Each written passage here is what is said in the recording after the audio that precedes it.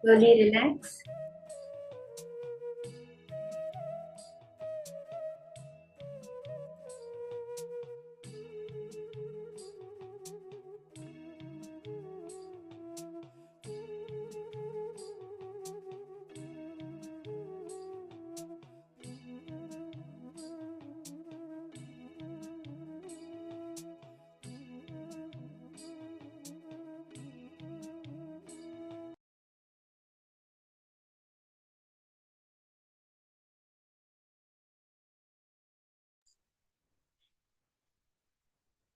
Slowly relax.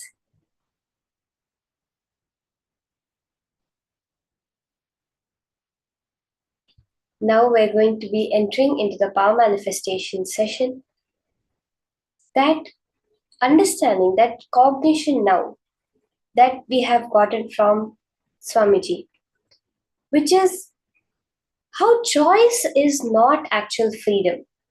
There's a very beautiful, subtle point in this, how choice is not freedom, that we have to understand. Let's say that you have a million choices in front of you. Okay? Now, you have the choice of orange, blue, green, yellow, red, white, all of these. The minute you choose one, right? The minute you say, okay, I want to have red color, all the other choices are no longer available to you. Swamiji says choicelessness is freedom.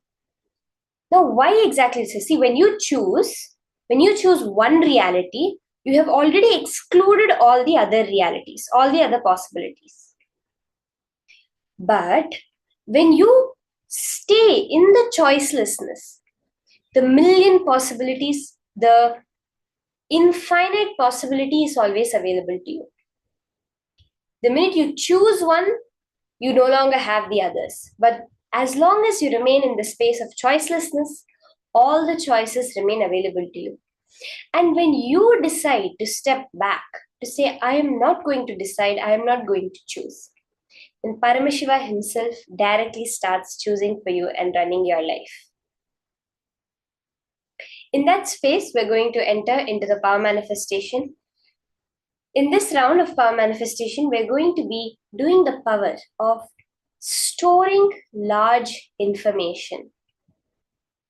The power of quantum memory, being able to store large amounts of information in your brain.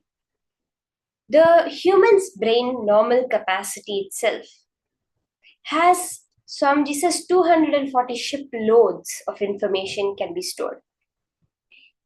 Shiploads, meaning at one point it would have been books that stored in the ship, and that much information could be. Then it would be hard drives, that many hard drives of information, a whole shipload of hard drives of information. Now we have the quantum computing, where in one point of space, all the information in the universe can be contained. Then what can be contained in a whole ship? If you just think about this, you'll understand, yes, you do have the capability to hold all the information in the universe at any given point of time.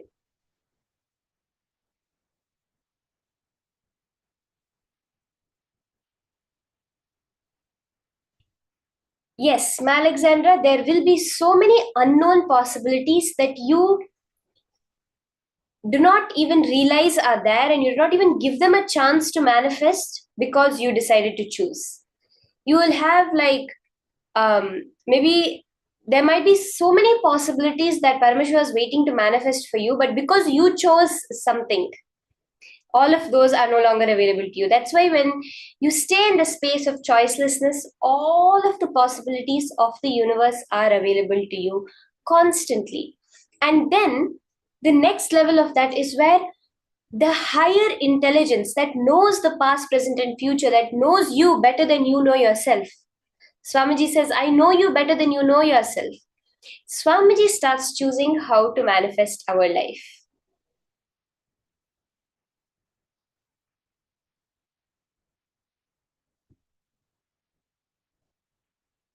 So let's start with the Shastra Pramana. for the power of storing large amounts of information.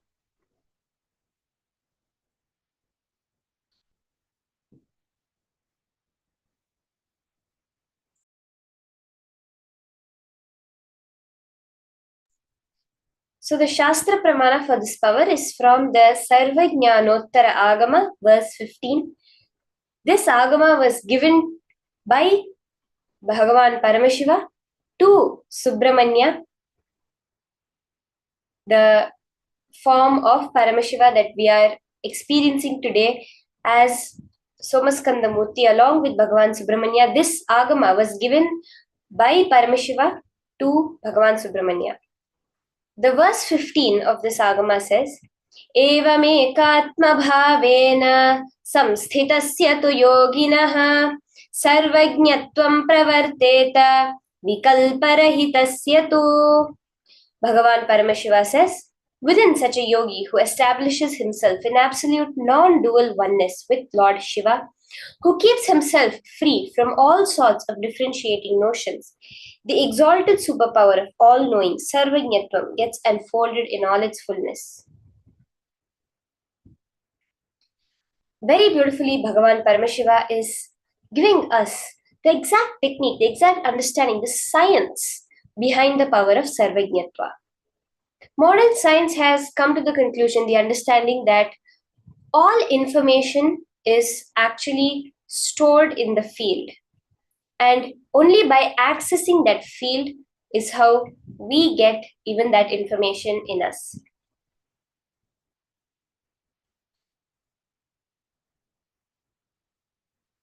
There is a very beautiful Apta Pramana for this power.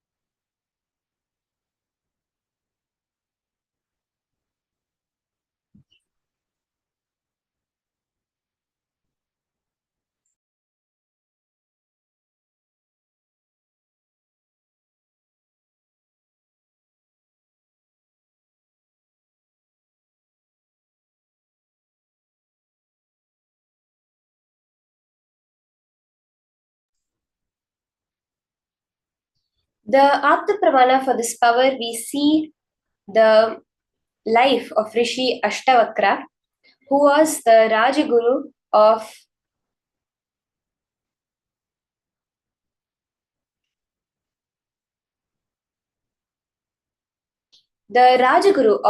Janaka, who was the king of Mithila, Sita's father.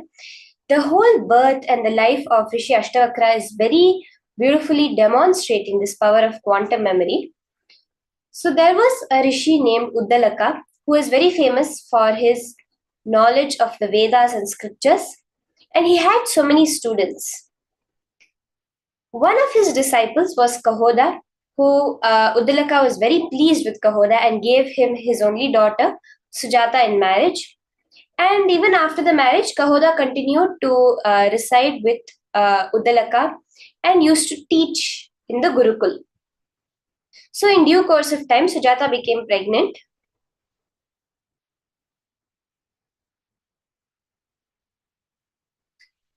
She had the habit of sitting near her father and husband while they were teaching.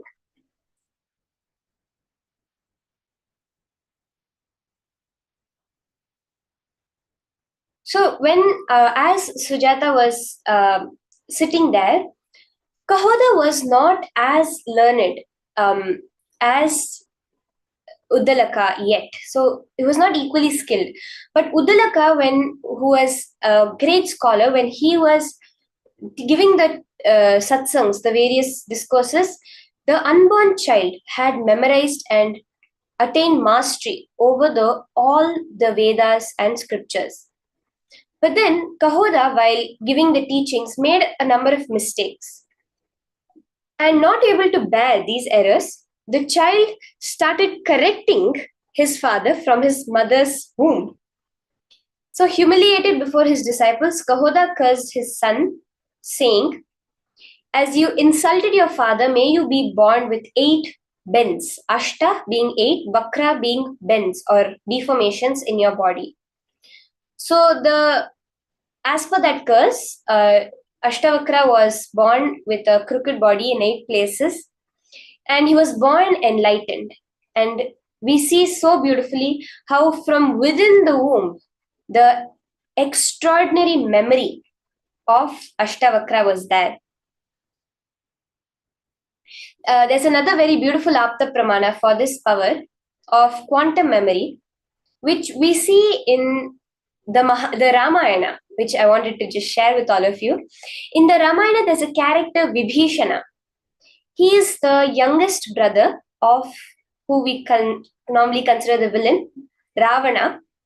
And but he was a dharmatma. He was a very pious soul, and he at last came and took refuge at Rama's feet and supported Rama throughout the whole Ramayana war. And there's a beautiful incident that is narrated when he was doing the tapasya to get Brahma's blessings.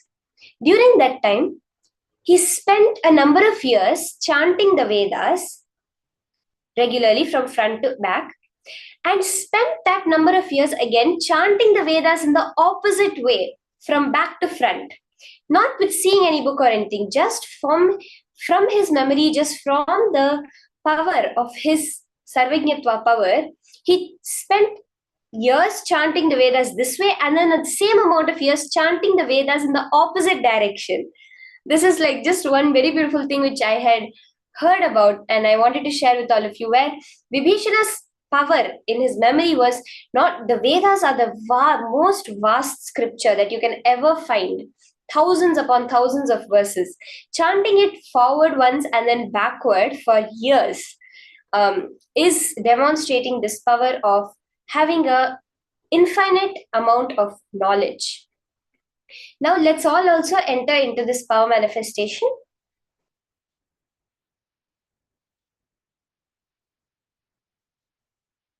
We're all also going to be now manifesting this power of Sarvajñatva, of quantum memory, being able to store an infinite amount of information and reproduce it. Swamiji himself has demonstrated this power in his childhood many times, and even all the people who have worked with, who have lived around Swamiji, the Adinavasis, would have also seen the Balasans, how much Swamiji's recall is, like, to the detail. Let's now see this example of the Atma Pramana from Swamiji himself.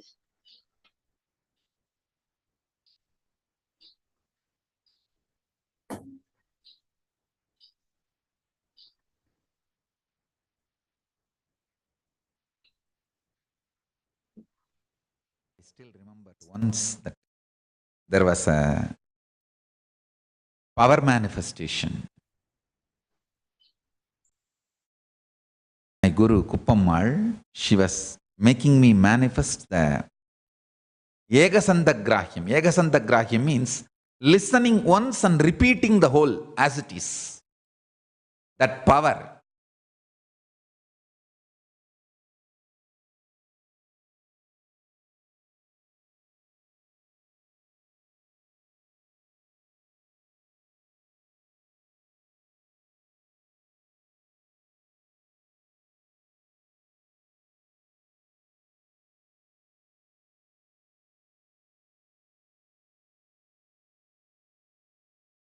There was one senior Hindu leader who was visiting Tiruvannamalai, and my Guru Kuppammal has taken me to meet him. There she told me that I have to demonstrate this power. I said, your blessings, I'll do it. And that Swami was asked to choose. First he chose Shiva Puranam. They chanted the Shiva Puranam. I repeated the whole thing. Only once they will chant and I have to repeat completely. no one was expecting he will choose a very complicated first Tiruppugal. It was chanted and I repeated just by listening once. முத்தைத்தரு வத்தித் திருநகை அத்திக்கிரை சத்திச்சரவணம் முத்திக்கொரு வித்துக்குருவர எனவோதும் முக்கட்பர மற்குச் சுருதியின் முற்பட்டது கற்பித்திருவரு முப்பத்துமு வர்க்கத்தமரர் மடிவேண பத்து தலை தக்க கணைதொடு மொற்றைக்கிரி மத்தை பொருதொரு பட்டப்பகல் வட்டத்திகிரியில் இரவாத பத்தற்கிற தத்தை கடவிய பச்சை புயன் மெச்சத்தகு பொருள் பட்சத்துடன் ரட்சித்தருளுவதொரு நாளே. பத்தற்கிற தத்தை கடவிய பச்சை புயன் மச்சத்தகு பொருள் ரட்சித்தர் அருளுவது ஒரு நாளே.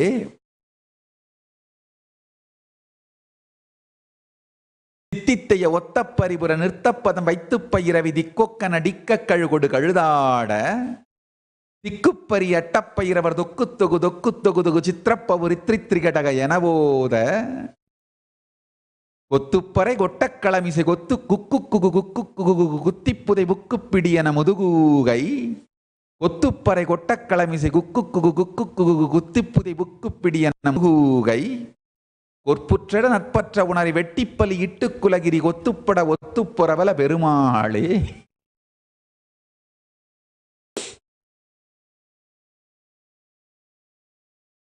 Is a song somebody recited, and only once I heard and I recited the whole thing as it is.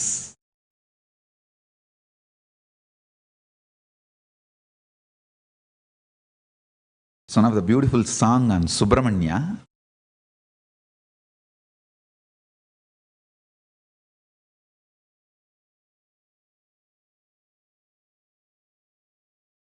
Power manifestation of Ekasantagrahya.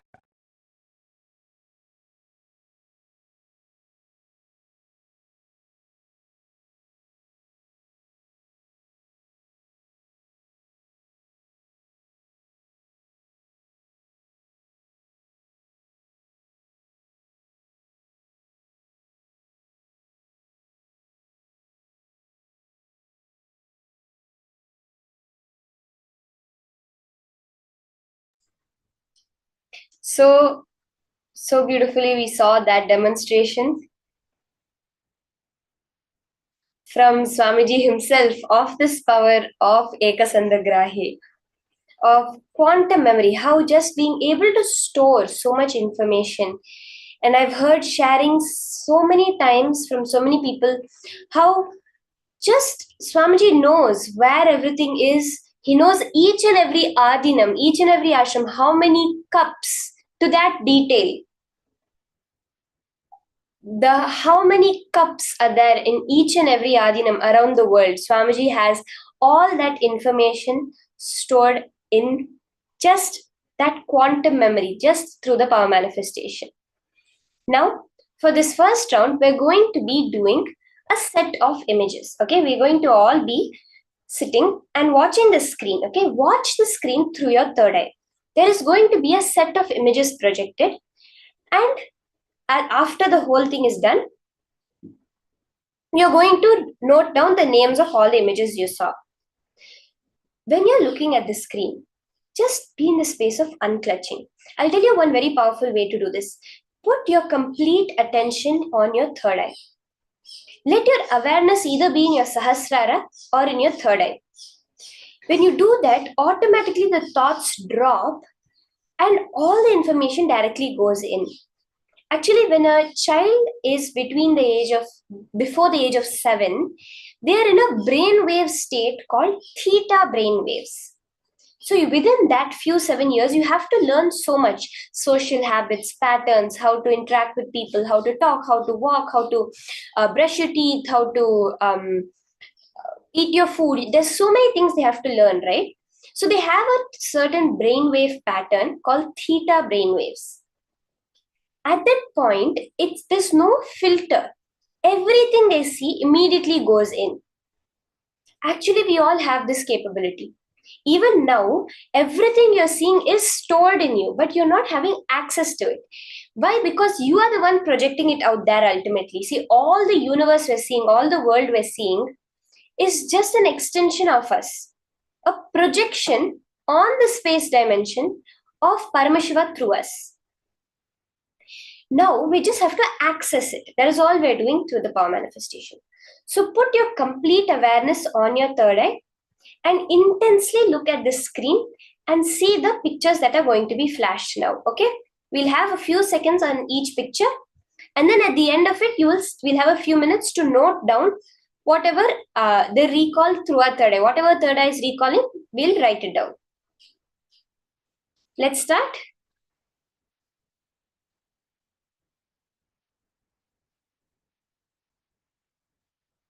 Now the images are going to be projected.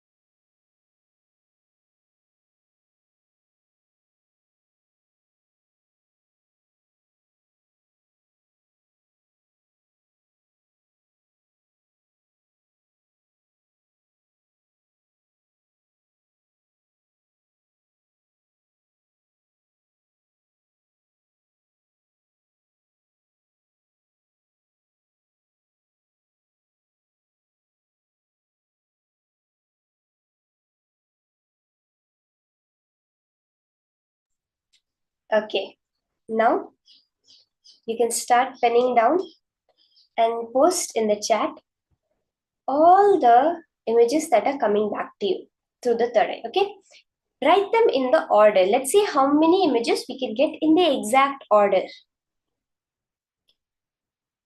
Just visualize Paramashiva, hold Paramashiva. Do not try to do it like a logical process. Oh, okay, this image comes. Okay, that image comes next. No. Oh, I remember this. This comes first, so that comes first. No, don't go like that. Just connect to Paramashiva, connect to Swamiji, and let your third eye tell you what the order of the images are. Now, this information is already stored within you. It is just that you need to access it. That will happen through the third eye. And once you have written down, you can post it in the chat. You can chant the Mahavakya. Let the images come to you. Do not try to remember it. Let them come to you. Let your third eye give you the answers now.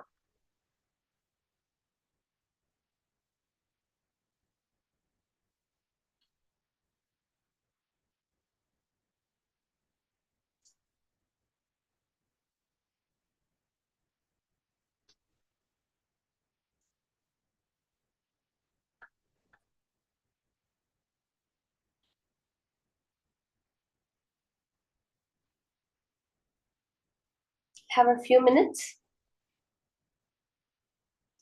to finish writing down.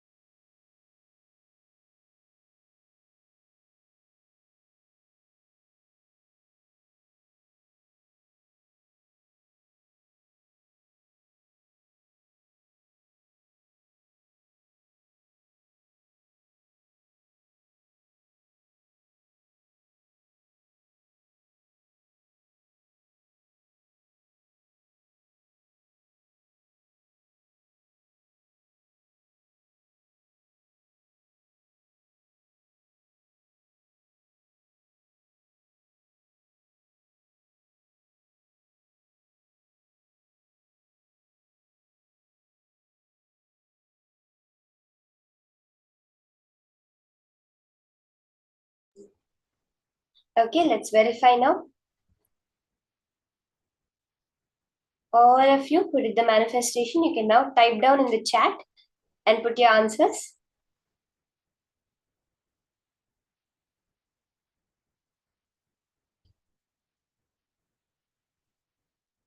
Jesse, Ma, Sumita has put, Madonna has put. The solution, the answer of the order of images is cap, corn, ring, bird, wallet, hand or an arm, scarf, helicopter, purse, snail, bed, ear, sock, scissors, lips, grasshopper, bicycle, eyes, and tie. You can take a few minutes, verify all the things that you got in the right order. How many images did you get right?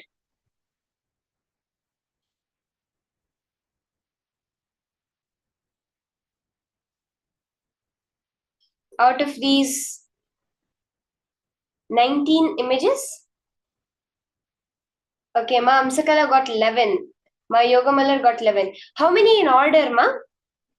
You can post how many you got and how many in the exact order that you got.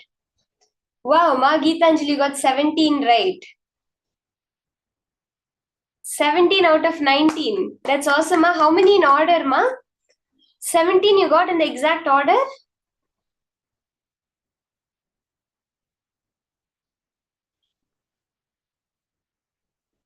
Okay, Ma Ashini got 10 items.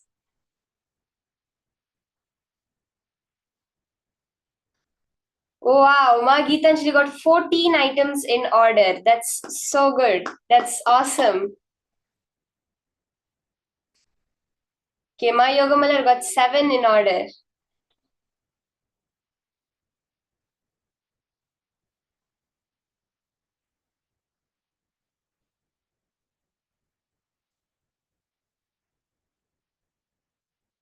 Let's all post how many we got exactly in the right order. The first round itself, so many people manifesting so beautifully. It's awesome to see.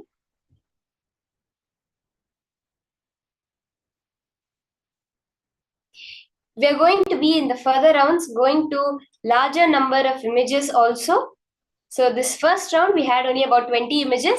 In the further rounds, we'll go to much larger amounts of information that you will be able to store. You can do this power in so many different ways, where you can see a picture once and be able to copy it down exactly, or go through a whole text document and remember all the details in that. Actually, Swamiji had asked the Gurukul to manifest this power at one point of time, where he had given us the Encyclopedia of Hinduism. So there were a set of 10 books, 10 really fat, huge books that was a complete encyclopedia of Hinduism. And at that time, Swamiji had asked all of us, he told us one thing, this is very important. You are an intelligent being. Your consciousness is intelligent. When you go through the whole book, when you read it, don't bother trying to remember. This is the exact word Swamiji said. Don't bother trying to remember. Don't try to remember anything. What needs to stay with you will stay with you. If at all you forget anything, that means it's not necessary. If you have forgotten something, means it never existed. This is what we can understand from it. If you have forgotten something, that means it never existed in the first place, because it's you who's creating your reality. So when you're doing it, you will remember. Now, if all the pictures were flashed and you saw the name of all the pictures in the end, that means it was already stored in your memory and you projected that name of all the name of the pictures out at the end of the round. That's the clear signs of what has happened. So the more and more you start identifying this, the more and more you see how the manifestation happens.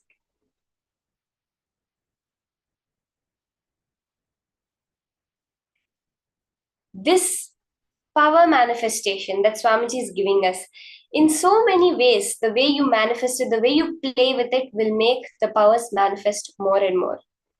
Now, we're going to be entering into the next session, which is the exact understanding, the exact cognition behind how all the powers manifest, especially we can see it in this power of being able to store large amounts of information. Now, our own binary logic, our logic will tell us that if I have to learn something based on our school days, based on the conditioning, I have to learn, I have to study it this many times, and even still I may forget it. I have to do this much work, and then I may be able to remember it. But Swamiji says, no, you are a multi-dimensional being. In this round, we're going, in this jnana, in this powerful cognitions from Swamiji, we're going to be understanding about this multi-dimensional activity, what it is and what it means for all of us. Let's now listen to these powerful cognitions from Swamiji himself.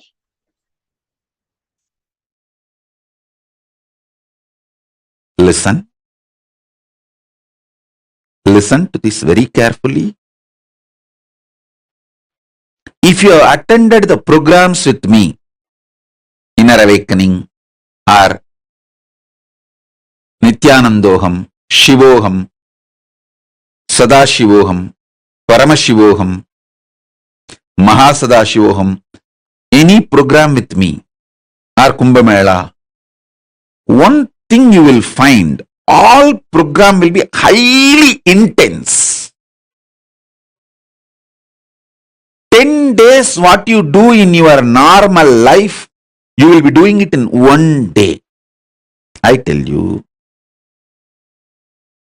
that lifestyle, if you make that as a lifestyle, so many wonderful things will happen to you. Take up 20 projects. Do one part-time business. Do one part-time job. Take up one Sangha project very responsibly, KAILASA project, and deliver it.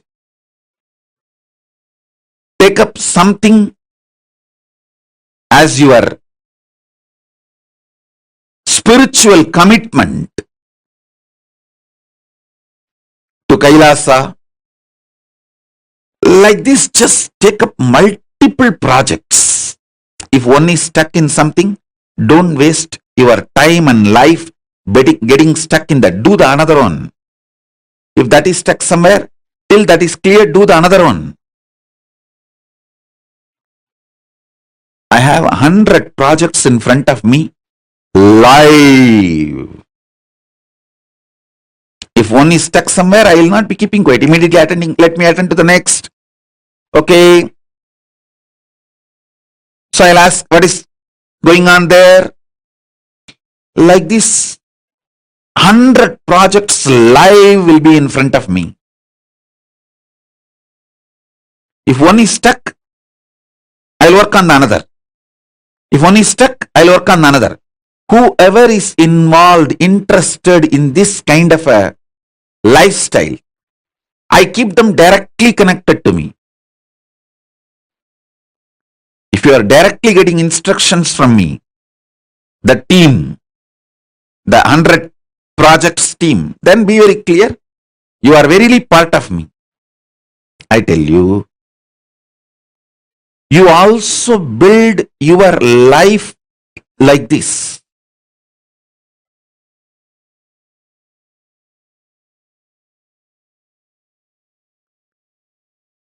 The residues, hangovers related to sex, sleep, food, all these three is one and the same. All these three will just evaporate. You will enjoy the real food, you will enjoy the real sleep, you will enjoy the real sex, but you will not be having the hangover. If you make yourself active, alive, pick up multiple projects without fear. If you attended any of my program, whether Shivoham, Nityanandoham, inner awakening, or Sadashivoham, Mahasadashivoham, Paramashivoham, directly physically conducted by me, you would have seen 10 days what you do in your life, you will be doing in 1 day.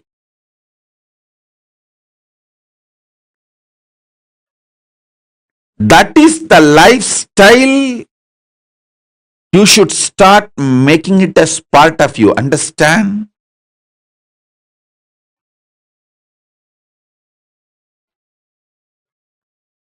It is all about sitting for a few days and organizing yourself.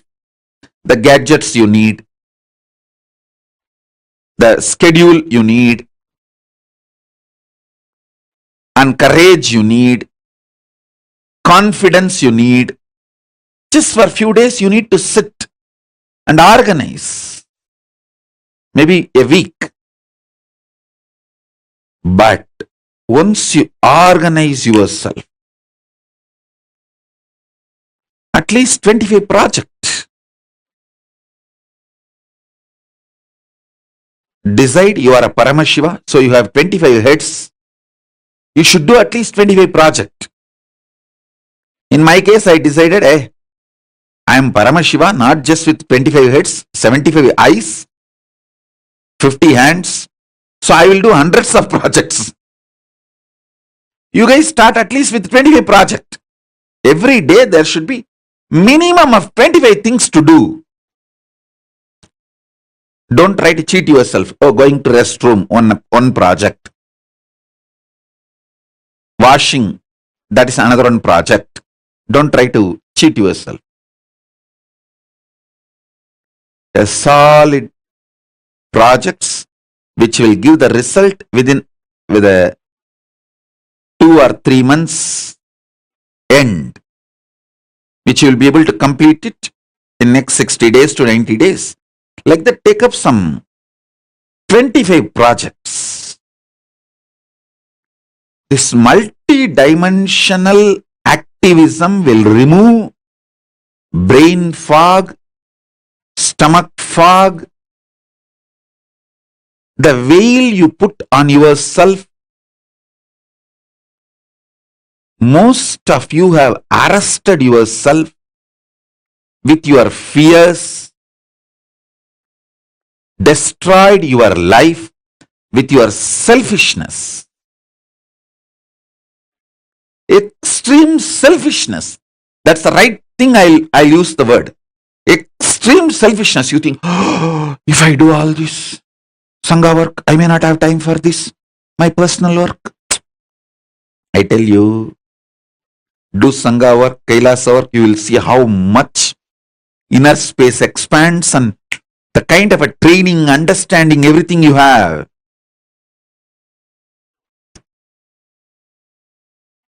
You will be so alive, so active.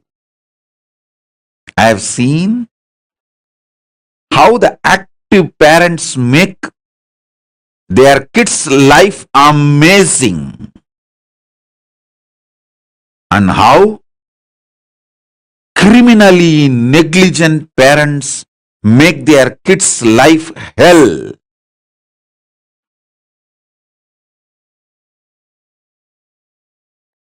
These criminally negligent parents teach the same cunningness to their kids. Oh, if you do this, you will be just exploited and taken for a ride and you won't have time for your personal things. Stupid. I tell you, this active lifestyle takes away tons of sufferings.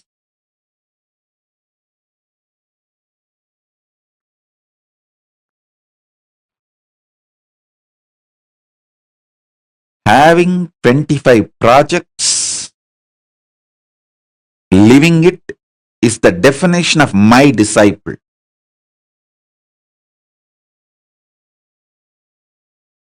That's what is the meaning of having 25 heads. Paramashiva. At least each dimension does one project, moves. This, and constantly moving.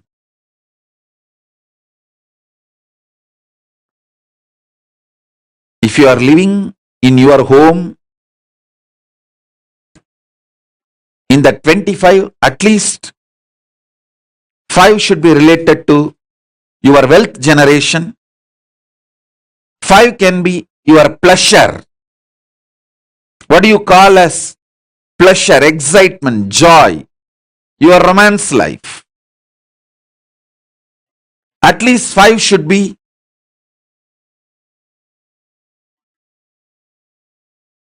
your family and teamily related. And the remaining 10 should be related to KAILASA. Make this as a lifestyle. I tell you, I'll infuse Paramashivatva in your life.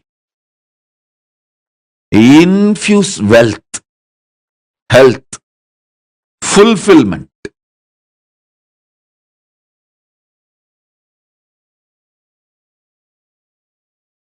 What you do normally in 10 days, make it as a 1 day life.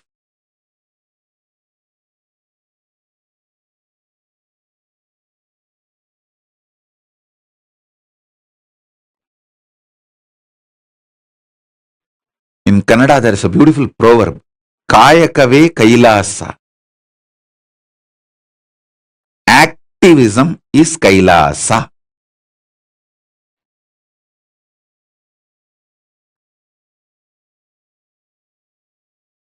Make the life active.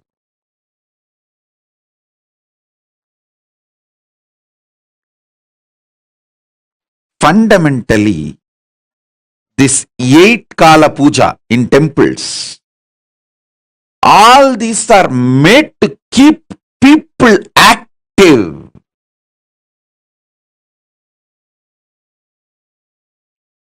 This 8 Kala Puja, 6 Kala Puja, all this, I tell you, any of our temples starts doing 8 Kala Puja a day, the whole people, the ecosystem connected to the temple will be flourishing because they will all learn this Paramashiva lifestyle.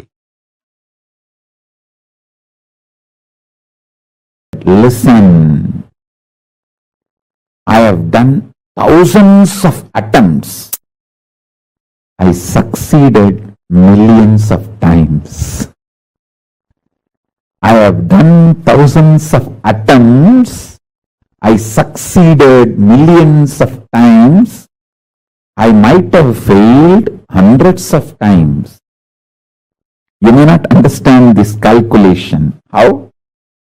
1000 attempt, hundreds failure means, 100 failure means, then it should be 900 success.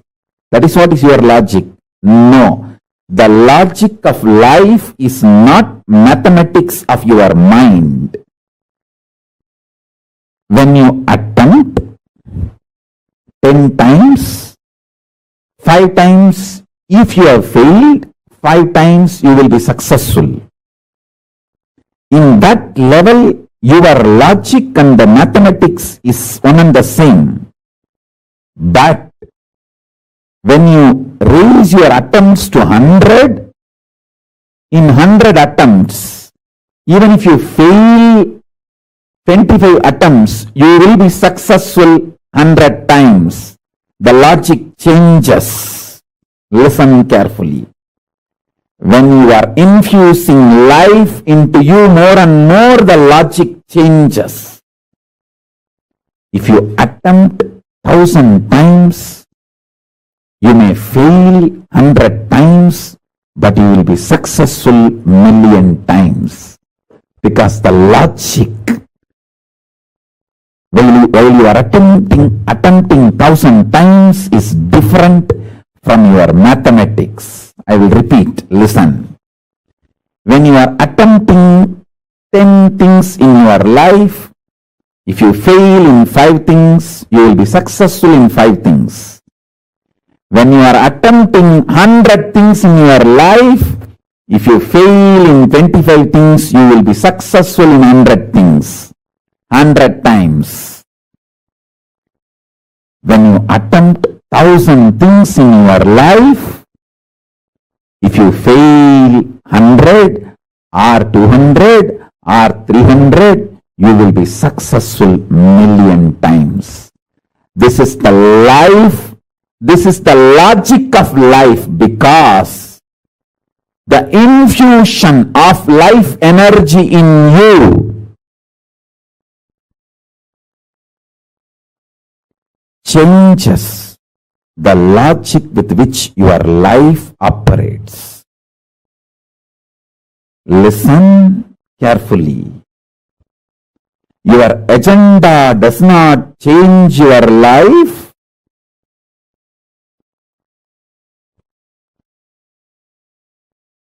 Your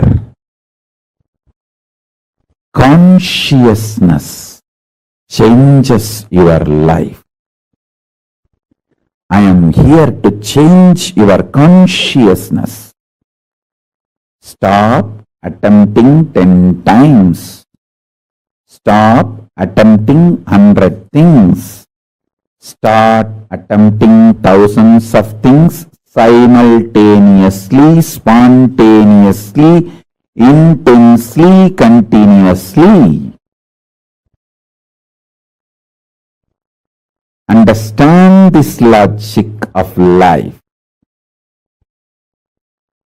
I know clearly what I am supposed to manifest and create.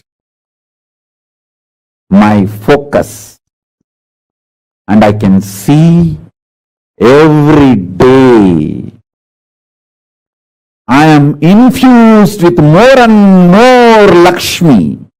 Because my Lakshya is right, I am intensely showered with Lakshmi.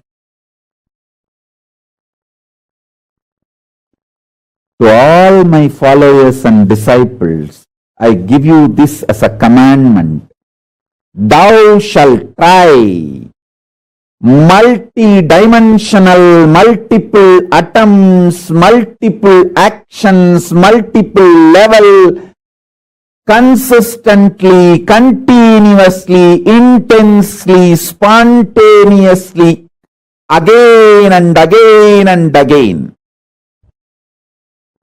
This is the law of Srishti, manifestation. For all my disciples, followers, thou shalt attempt,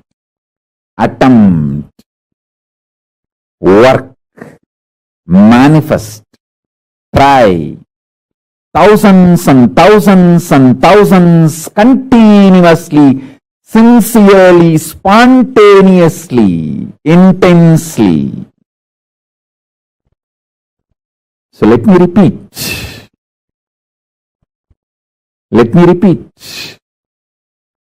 If you attempt 10 things and fail in 5 things, you will be successful in 5 things. If you attempt 100 things at a time and you fail in 25 things, you will be successful in 100 times, in 100 things. If you attempt 1,000 things, if you fail even in 500 things, you will be successful in million things and million times. This is logic of life. The logic of life is not maths of your life. Statistics of the life is different. State of life is different. What you think as statistics applies only to the lower existence. The state of Paramashiva. The logic of the state of Paramashiva is different. Now I am revealing this cosmic secret to all of you. This is the cosmic secret, the Paramashiva's secret of creation, manifestation, Srishti. The secret of Paramashiva's Srishti is this. Understand this law. Understand this logic. Start. You will be Paramashiva. You will manifest the manifestation of Paramashiva. You will create the creation of Paramashiva. I have seen in my own life. I have seen in my own life Paramashiva manifesting as Nityananda Paramashivam. I am absolutely focused on my right goal, and I attempt thousands and thousands of things simultaneously, spontaneously, continuously, sincerely, intensely.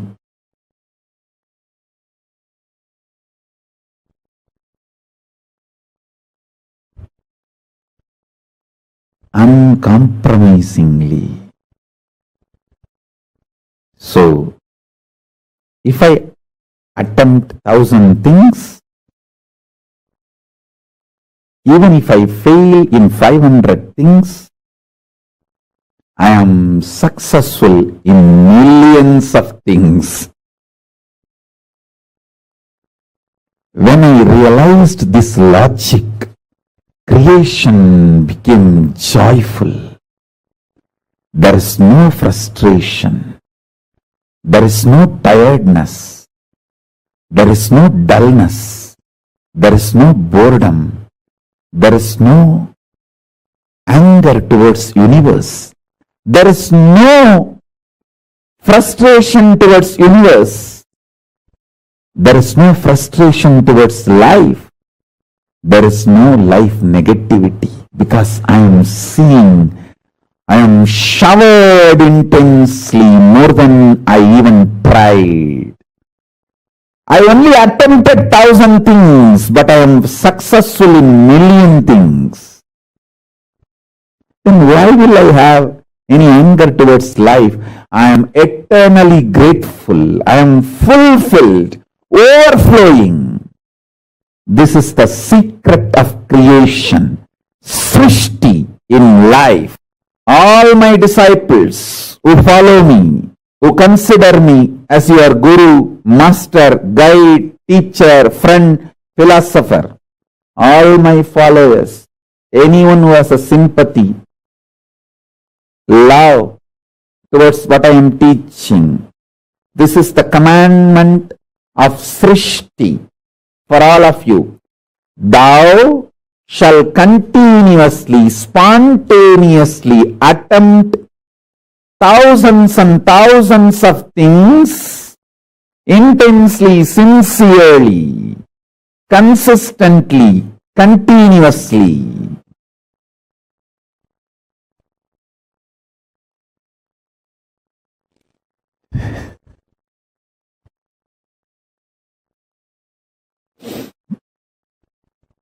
I am revealing how the macrocosm functions, Paramashiva's truth, cosmic truth, and how I manifested in this incarnation as Nityananda Paramashivam.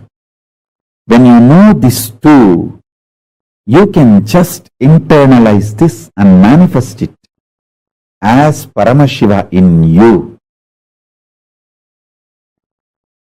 in every level.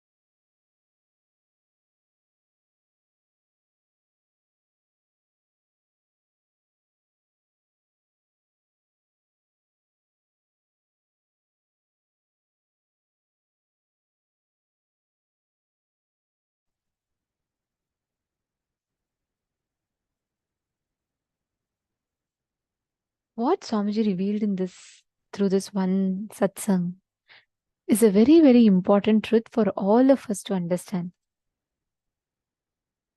The way Swamiji explained, right? Many times we all carry this constant powerlessness or incompletion in our inner space, and letting that constantly manifest outside. We limit our own possibilities to ourselves by saying, okay, only this much I can do one at a time. This is all I can do. This is all I know. This is how much I will do.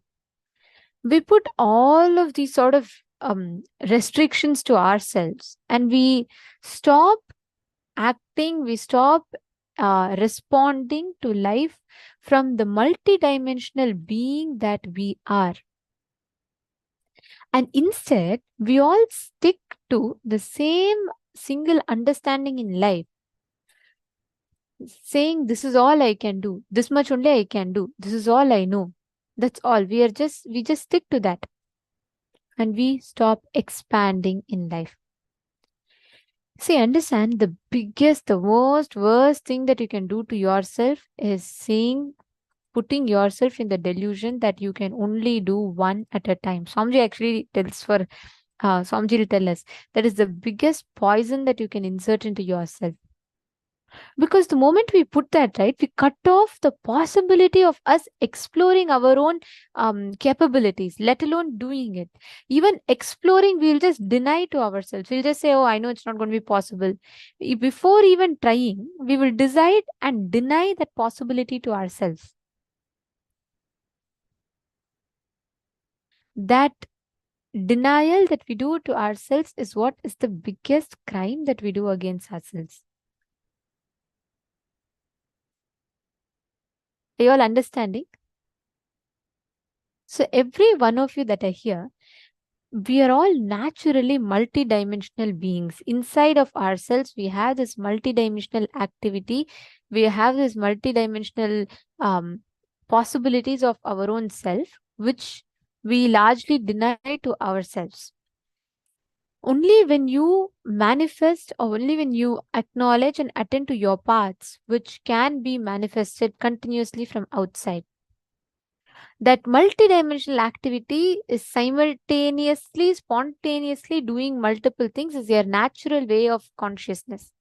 But stop believing that, your mind can only focus on one thing at a time. That is the biggest lies that you can tell to yourself. Swamiji gave a very simple logic, right? When you are attempting 10 things in your life, if you fail in 5 things, you'll be successful in 5 things. When you're attempting 100 things in your life, if you fail in 25 things, you'll be successful in 100 things, 100 times. When you attempt 1,000 things in your life, if you fail in 100 or 200 or 300, you will be successful 1,000,000 times. That is the logic of life. The more you take on, the more you expand, the more you take on, the more you expand. The more you take responsibility, the more powerful you become. After that, it doesn't go in a linear way. It just exponentially multiplies. Understanding? Let's all do one very quick exercise. Every one of you write down how many times in your life you have decided you will not do, and you stop taking projects, you stop taking responsibility because of your simple fear that you're afraid that you will not be able to do it. Just organize yourself. List at least 25 projects that you can do right now. Don't worry about, oh, do I have the resources? Will I be able to do it? Don't worry about all of that. You just do this. List 25 projects that you can. Come on, write. Every one of you, please write down.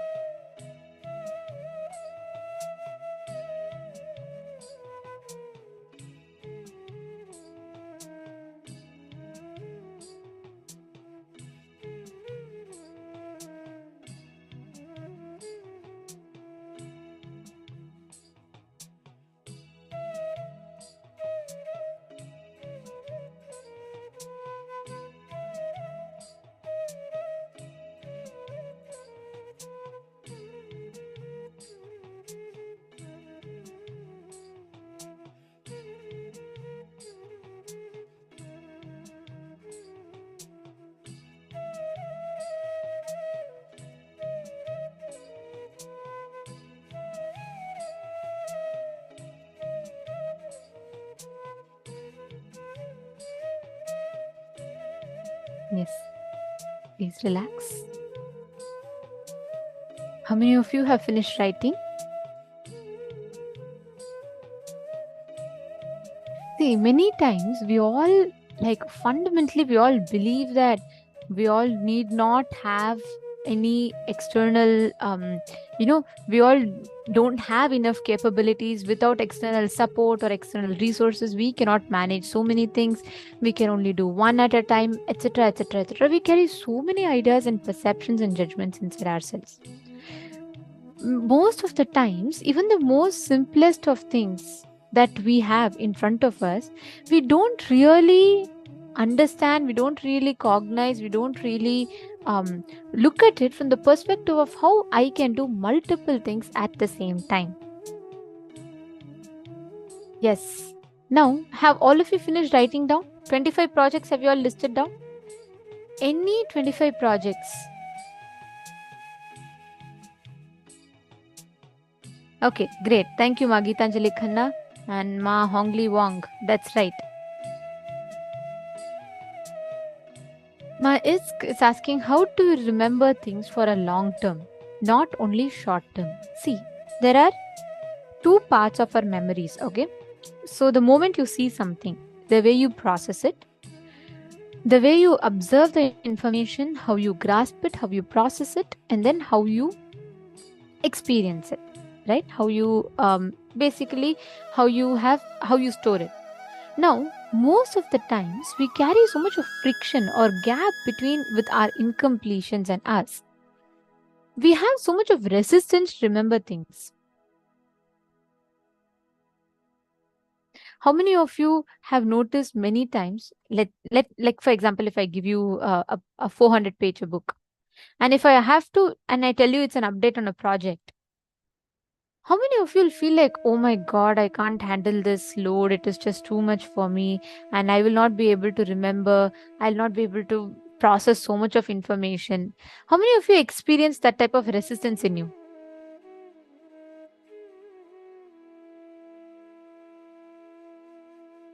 Understand, the same thing if I give you a 400-page thriller novel or an interesting story, you read it. Because in our brain, we have resistance to processing information which we build. That is why, because of our resistance to take responsibility. Whatever demands responsibility on the outside, we always tend to resist it. We always tend to say, oh no, this is all I can do. This much only I know. That is where the problem starts. Understanding? Ma Hongli Wang, right? Oh, sorry, Ma Anne Marie.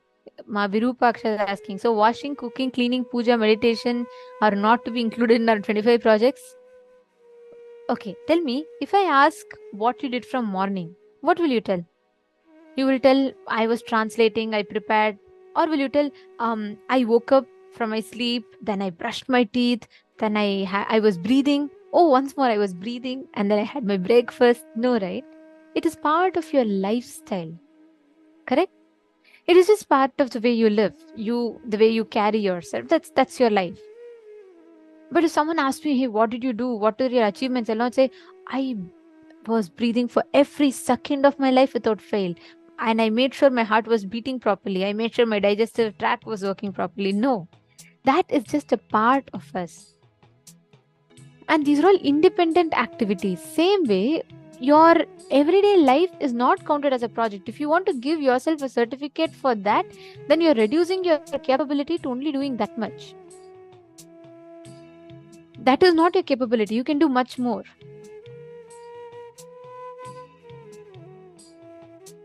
Understanding?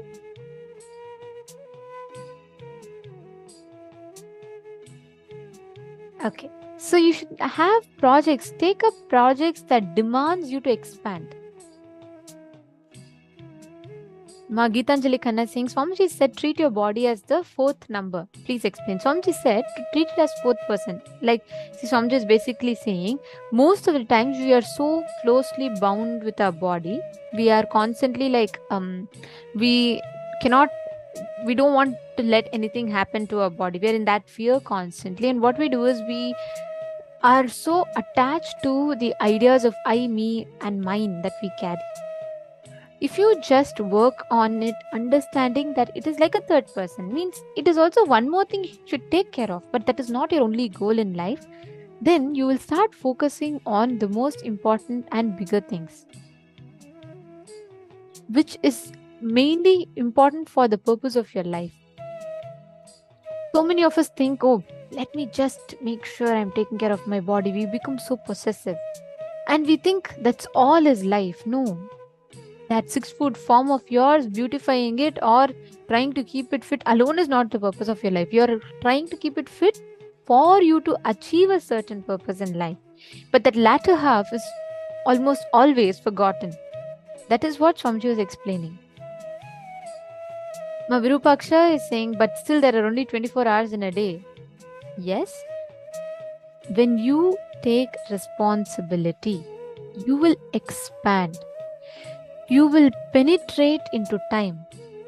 I have experienced this so many times. When I'm just, let's say, I'm having one thing to do. And even if I think I'm so meticulous, so organized, and I put all the things for me to do, I will still feel like, oh, there is not enough time. Even if I just give you one project, always our mind works like that. When you demand of yourself, you all should know how Swamiji attends, right? Swamiji will be getting all the important updates. He will be making decisions. At the same time, he will be attending to blessings requests, boons requests. At the same time, he will be knowing what exactly is happening in every adinam, guiding them, receiving information, processing all of this at the same time. That is the way Swamiji is. He lives in his multi-dimensional being. He's an embodiment of totality, like the whole thing as multi-dimensional being. Never being stuck to the binary of, oh, focus on only one thing at a time. This is all you can do. This much only you can do. No. You understanding?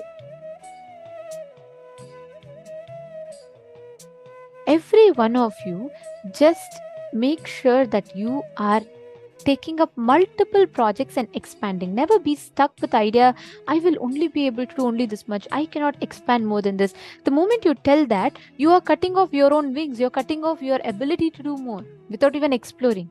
You take up 100, you take up 200, you fail in 10, no problem. That failing is not a problem because you're in the process of attempting. You're just trying to do. But without even trying, without even doing, giving up is the worst thing that you can do for yourself. How many of you have finished listing down 25 projects? Please put yes in the chat. Can you all please put you have finished listing down?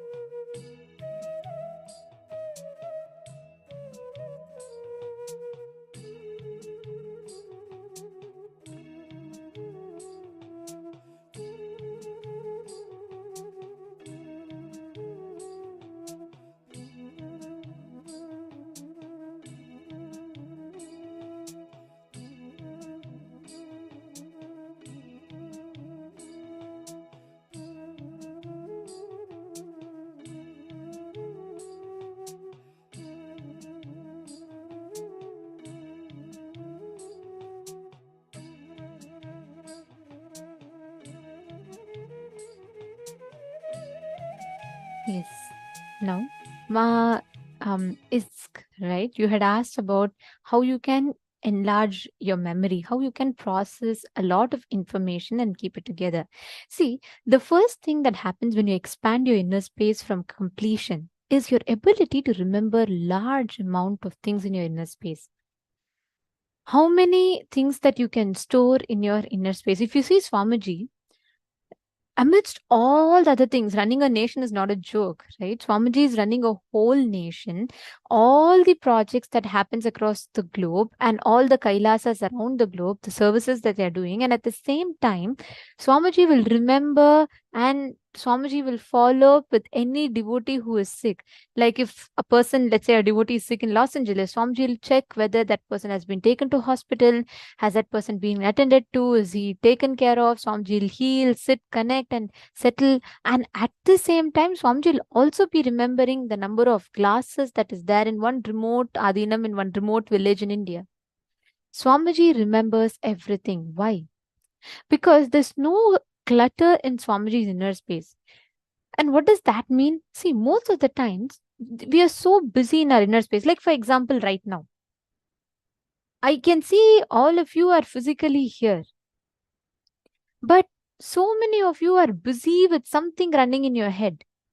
Probably thinking about the yummy breakfast that you had 2 days back, or thinking what you can cook something interesting, or when to make your next hair or nail appointment. That is exactly how most of us function. We are here physically, but our inner space is so cluttered with constant thoughts that is coming in our inner space and not being here. So when you unclutch, when you bring completion in your inner space, your inner space expands. And when that inner space expands, anything you see, you will simply remember it and store it. Most of the times, we look through a layer of incompletion, so we don't see reality as it is. I'll tell you a very beautiful incident from Swamiji's life. So every day when Swamiji was in Bangalore, right? So Swamiji was traveling every day to a particular place to attend some healing or some work. And at that time, Swamiji and Swamiji's driver, like one of the sannyasis, used to travel by a place. And what happened was once they lost the way or something like that. And Swamiji was trying to tell him to go to that road where Swamiji is giving him a landmark saying, there's a mosque there, right? Can you go to that road? And this guy does not remember or recognize. He says, no, Swamiji, I don't know any other road like that. Then Swamiji is like, no, there's a huge, big mosque standing there. He says, no, Swamiji. Swamiji is trying to give so many hints. Swamiji is trying to say, okay, this is like this, the color is like this is how big it is and all of that. He keeps on insisting, no, Swamiji, I have never seen any such thing. It does not exist in no roads I've taken. Maybe it could be another driver, but not me. Swamiji said, no, we have been going in that way only for the last so many days. And then Swamiji said, he like thought for a few minutes and then Swamiji just gave another thing. Swamiji said, okay, you remember the road where there's a Hanuman temple? Then even before Swamiji could finish, this disciple was like, oh yes, Swamiji, I remember that Hanuman, this color temple, this color wall, and it is there. I know which road it is and I exactly know where to go like that. And he took Swamiji. When they actually went to that place, right next to the temple, there's at least a 4 times bigger mosque that was standing right next to it. But because this disciple had a selective thinking and he already had a filter in his head, he screened out automatically the existence of such a big building. Many times, if you notice, when you're hungry, you will not recognize, you will not observe the most biggest other attractive offers of buildings that are standing right next to it. You will only be looking for restaurants. Your eyes, we all have the selective listening to life. Swamiji does not have that. Even when we are all giving a most important update to Swamiji or something most important is happening, that same time, with that and same equal importance, Swamiji will be attending to even something as small as maybe making sure animals are fed in one place. So for Swamiji, the intensity, the quantity and quality are same. And that's the key to manifesting enlarged inner space. Swamiji tells the exact technique to manifest this power. Listen very carefully. The exact technique you need to have to manifest this power of storing large amount of information in your inner space is having unclutched inner space. Make sure your inner space is decluttered. Make sure you're not having so many constant thoughts running in your inner space. That's the only thing you need to do. Rest everything Swamiji will take care. The manifestation will happen. You just stop cluttering your inner space. If your whole room is filled with furniture, from where can you fit new things? You need to declutter your room for you to refurbish your room better. Same thing. You need to declutter your inner space. Empty your inner space so that the divine can fill in. Clear? Does this answer your question, ma? Ma, Geetanjali Khanna, you're saying, is it possible for Swamiji to remember me too? Ask everyone in this room, how many of you feel here Swamiji knows you personally? Like Swamiji knows you. You're known to Swamiji. Every one of us will feel like Swamiji remembers me. Swamiji will know me. Ma, Geetanjali Khanna, you should know one thing. The moment you walk into Swamiji's breathing space, you are not a number for him. Swamiji always tells, we are not a number for him. We are a member for him. We are a being we are a potent energy, enlightenment, waiting to become, just waiting to happen. We are just waiting to be, becoming enlightened. So there is we are not just a number, and you need to know Swamiji will never forget anyone. Even I've been always amazed about this. Just for the little number of programs that I conduct, many times I tend to forget people. Like, I do remember a vast number of people, but many times you will notice me asking people in the program, is this your first time? I'm not very sure if I remember you before. But Swamiji, no matter how many Adinavasis come, no matter how many Gurukul kids come, no matter how many people come, Swamiji will never forget.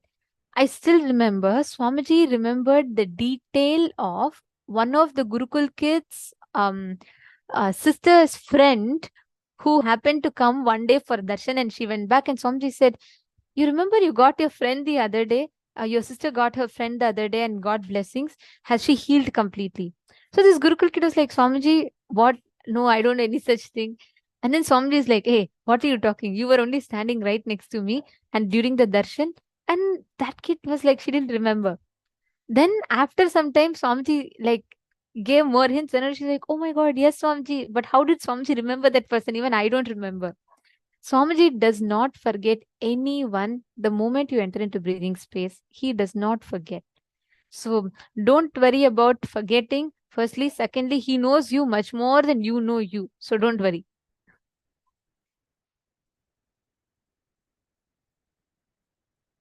Yes, absolutely, Mahapriyatma Sarupini. Swamiji does not remember, Swamiji does not forget. Not just he does not forget people, even things, even the smallest of tasks. For the amount of projects, if you see from a human perspective, right? For the amount of things that Swamiji has to digest, the information, the number of decisions Swamiji has to make. Each of us go and ask our life decisions to Swamiji. We say, Swamiji, do I take up this job? We ask our relationships decisions to Swamiji. Swamiji, do I marry this person? Swamiji, do I take sannyas? Swamiji, what do I do to get enlightened? Each of us, it's our life decisions. And at the same time, people will be asking Swamiji, where should I put this pillar in this Adinam? What should I do for the Annadan? Right from the number of what number of meals should come, the temperature of the meals, all of it Swamiji simultaneously manages. But the beautiful thing is, I have never heard Swamiji utter the word, I forgot. It is simply not possible in Swamiji's inner space. Because he remembers, he just stores so much of information. Like, I have to tell you this one incident. Even Ma Shamba will remember this. When we all used to be in Gurukul, right? We all had a huge library in Chitsaba, and we all used to spend time there. And when Swamiji is physically in Bidadi, Swamiji always walks around the campus and he visits every department, and by department, Swamiji will do rounds. And especially if Gurukul kids are there, like needless to say, Swamiji will come sit and spend time with us. Something Swamiji will talk with us. He'll just make fun. He'll just be laughing. He'll just be having fun. But something Swamiji will definitely spend time with us, the Gurukul kids. So once Swamiji had come for this rounds, and we were all in Chitsabha. We were all practicing chanting or something like that, which is a library, and we were all sitting there. And Swamiji had come, and the moment he saw all of us kids sitting, he also came and sat with us. And Swamiji was teaching us something. I forget, like something Swamiji was speaking about. And Swamiji asked the librarian for a particular book to refer about it. And that person went. They said, yes, Swamiji, he'll get and come. And he went. And Swamiji was continuing to talk with us.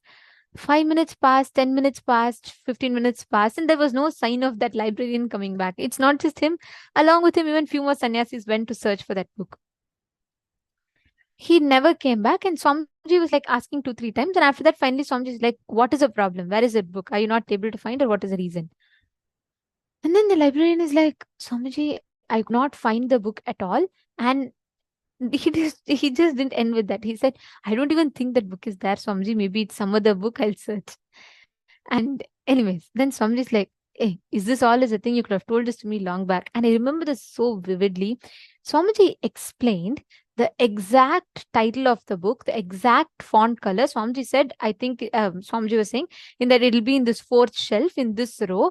And this is a title, this is a font. And Swamiji was saying in this page number, there will be these pictures and it will be talking about exactly this thing. And I'm telling you, I have this one incident I can never forget. It took less than 1 minute for that librarian, because after that, he had to just go walk up to that shelf, pull that book, bring open, precisely as Swamiji said, it was there in that exact same spot. And that was the first time I heard from Swamiji. Swamiji said that each human being can store 250 ships of memory. Swamiji said it was never difficult for him to remember. The moment this happened, we all started clapping. We're like, oh my God, Swamiji knew. Then Swamiji's like, why are you guys clapping? This is what we all can do. Swamiji said he wanted us Gurukul kids to learn this. He said this is our innate ability to remember. If we carry too much of chatter inside our inner space, if there's no listening, you will never remember it. A librarian who lives his whole work is just to go around in the library and maintain the books could not remember this book. Swamiji, who walks up to the library once in a while with all the other things that he does, could remember precisely up to the page number. That's the difference. So you have the possibility, ma. It is just you having to manifest it. That's all. Okay, so let us now enter into the power of being able to remember. And this time we'll go to the next level of remembering a series of 42 images that we'll be projecting.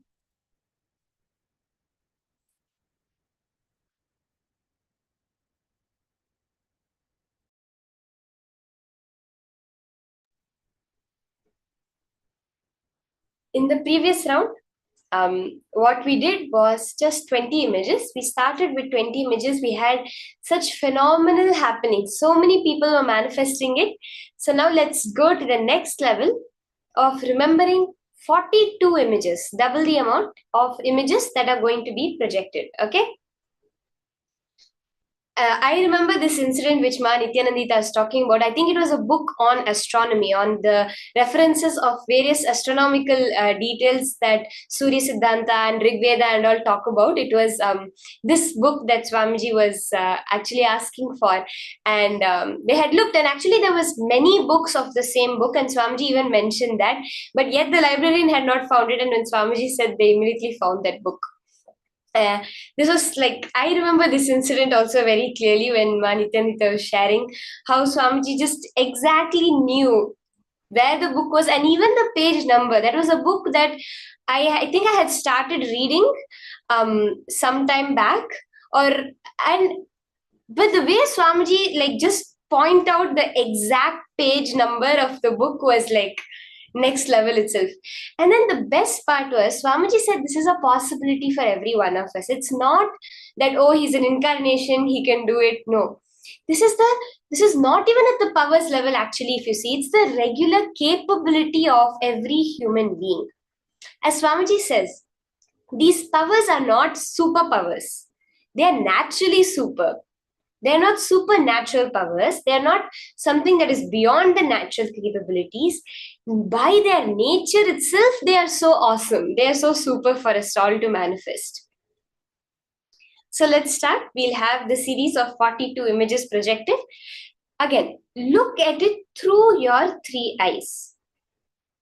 Remember that you're not going to be remembering anything. You're not going to be actively doing anything.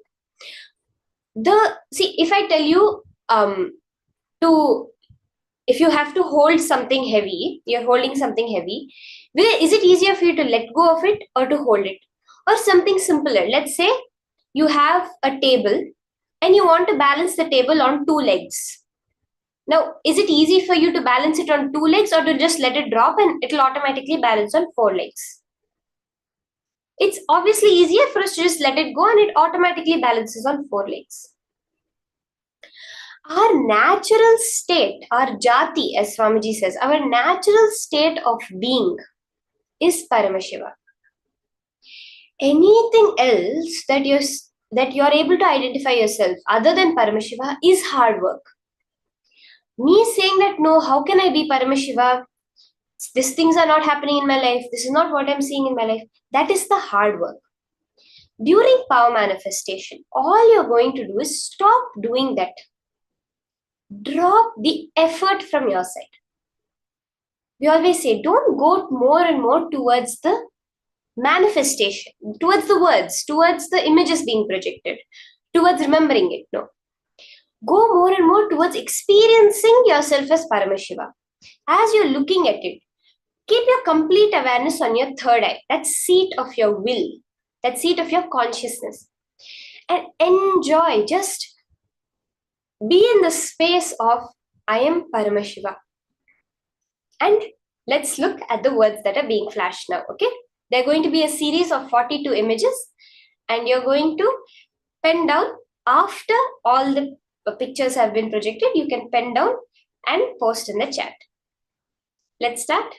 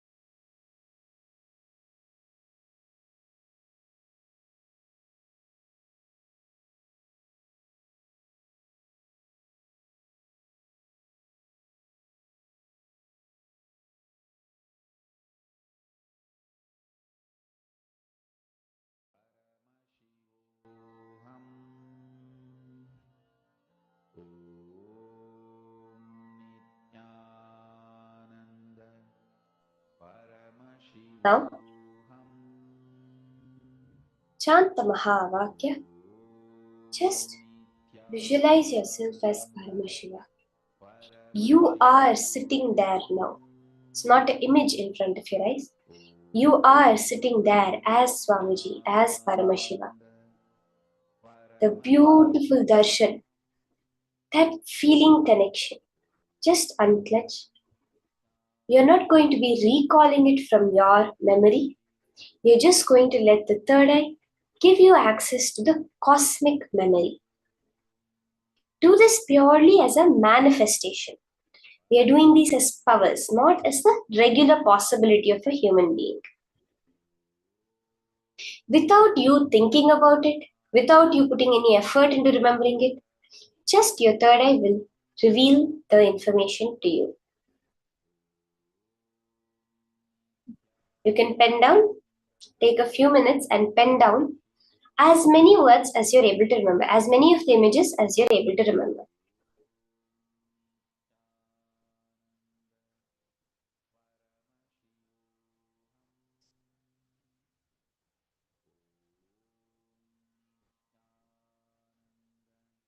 Can I request everyone, you can start typing down.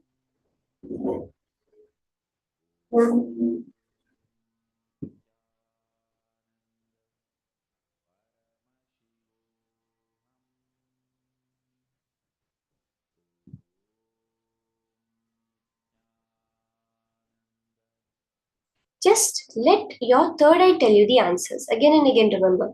You are not remembering here. Paramashiva is telling you what was just shown. See, even now the information you have is actually not stored in your brain. This is very clearly proven scientifically. The neurons in your brain are just antennas. Even the cells in your body are just antennas to receive the consciousness, to receive the field. Each and every memory you have, if they see the memory of the color red, where is it stored? Or the memory of your 4th birthday, where is it stored? They're not able to find it in the brain because the memories are not stored inside your brain, it is stored in the field. Just that neurons are the antennas that are receiving that field. Like how on your TV set you have the antenna which receives the signal and translates it to you as information. Now, what you're doing is instead of associating yourself with that small field of information you have created, you're associating yourself with the field of information of the cosmos. Everything available in the cosmos is now going to be available to you.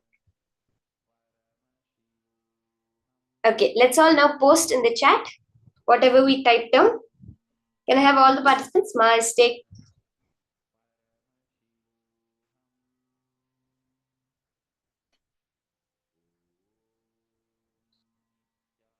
Jayanti can post in the chat what all your third eye showed you as the words, the pictures that were just flashed. Okay.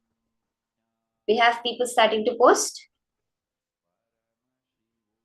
Out of these 42 images, as many as your third eye is showing you, just exactly like that, you can post it.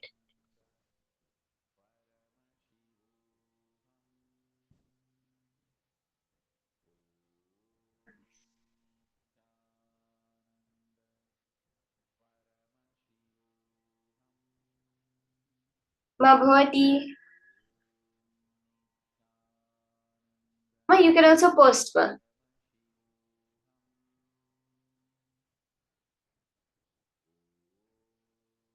Ma Vera Agostino. Just post whatever your third eye is showing you. You can just exactly like that post it in the chat.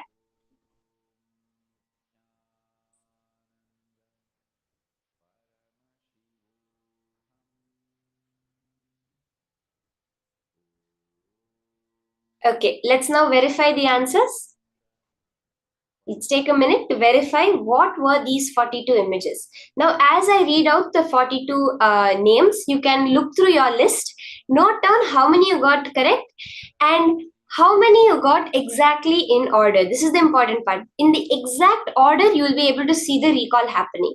You'll be able to see Paramashiva showing it to you. Let's now verify.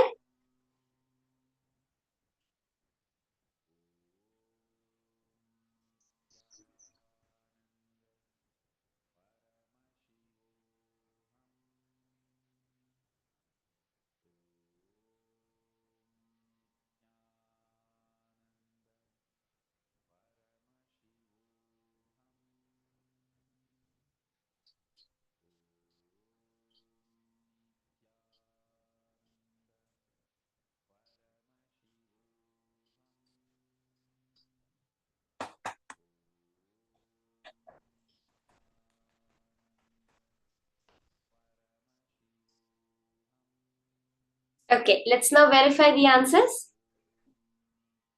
Let's see what are the list of 42 images that were just projected.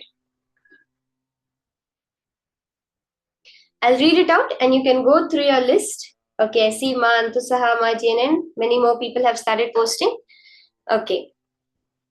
Necklace, shoes or heels, foot, gloves, bow tie, butterfly, belt, ant, pencil, caterpillar, crab, chopsticks, lamp, tongue, blender, alligator, bowl, watermelon, hat, ice cream, seahorse, turtle, starfish, camera, goggles, ball, rooster, octopus, horse, seagull, hot air balloon, dolphin, seal, the animal seal, skateboard, fireplace, a tank, lion, calculator, helicopter, and pen.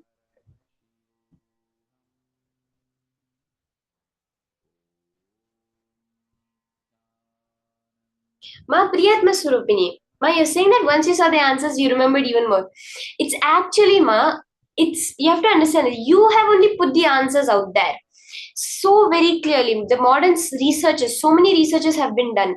They say that before an image is flashed, now even we flash the images, 5 to 7 seconds before your eyes, you consciously cognize. 5 to 7 seconds before the image is even projected on screen, your brain flashes that it has seen an image. This is an actual research that was done, where 5 to 7 seconds before an image flashes on screen, the brain waves of a person, of the subjects, of all 100% of them, showed that they had seen an image 5 to 7 seconds earlier. Even now, means what? Actually, the image is being projected by you. It is being put by you out there. You know it and then only it happens. So even though, yes, you seeing and remembering more is because you have put it out there. It's just that we use a very roundabout way of accessing that information. We have to project it in our outside life and then we receive it back in. That's the only thing. It's like any new information, you're learning some scientific facts, some general knowledge facts, or even something about some social, anything you learn newly, anything is just a roundabout way of you accessing the information you already know. Instead of accessing it like this, you're accessing it through the world. That's the only difference. So you will see, more and more you tune into that space. Yes, I remember that minute that remembering happened. That is the click. When you tap into that, you will see how even during the power manifestation, the numbers increase.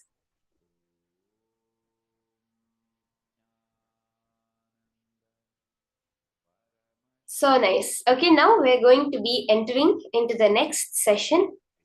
This session is the key session of today. As we know, that today's whole day is about manifesting the inner space of Subramanya, which is Ajayatva. What is the secret for invincibility? This is what Swamiji is going to be revealing in this session. Let's now enter into these powerful cognitions on Ajayatva, invincibility from Swamiji himself. This is Sarvanyanotragama Vidyapada,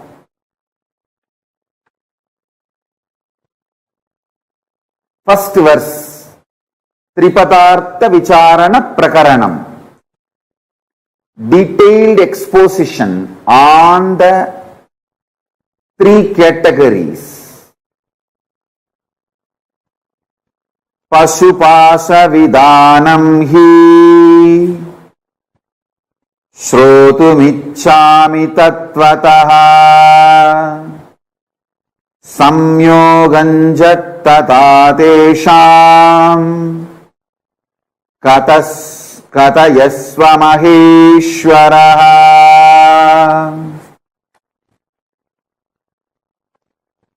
Adhyapashastataastesham Jivatyastu kintu vai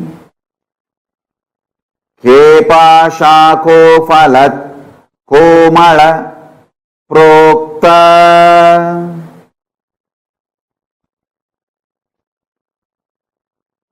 Kasmat bhatta pumaniti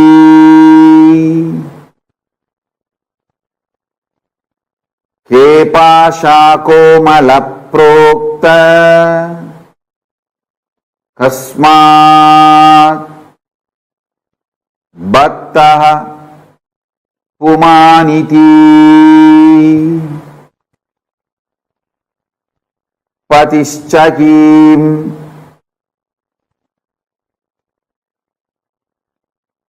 Vitonyeyas Satika Repate Stitaha Shivascha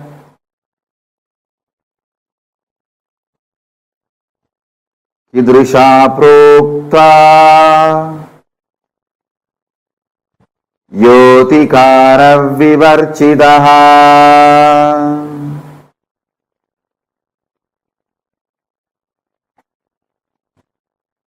I want you to listen to the original verses. That is the reason I am reciting the original verse. Now I will read out the translation.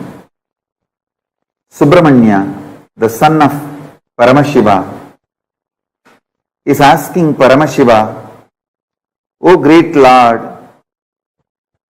I am intent on hearing from you the essential and immanent nature of the bound self and of fettering bonds as they really are.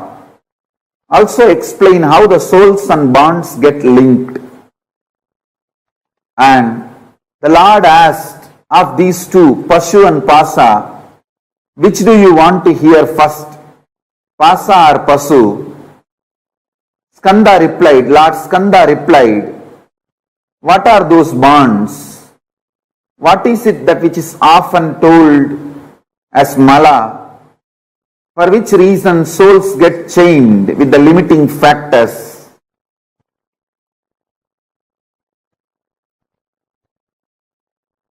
How the essential nature of Pati, who being established in the specific state of authority, performs the fivefold cosmic function, how could be known?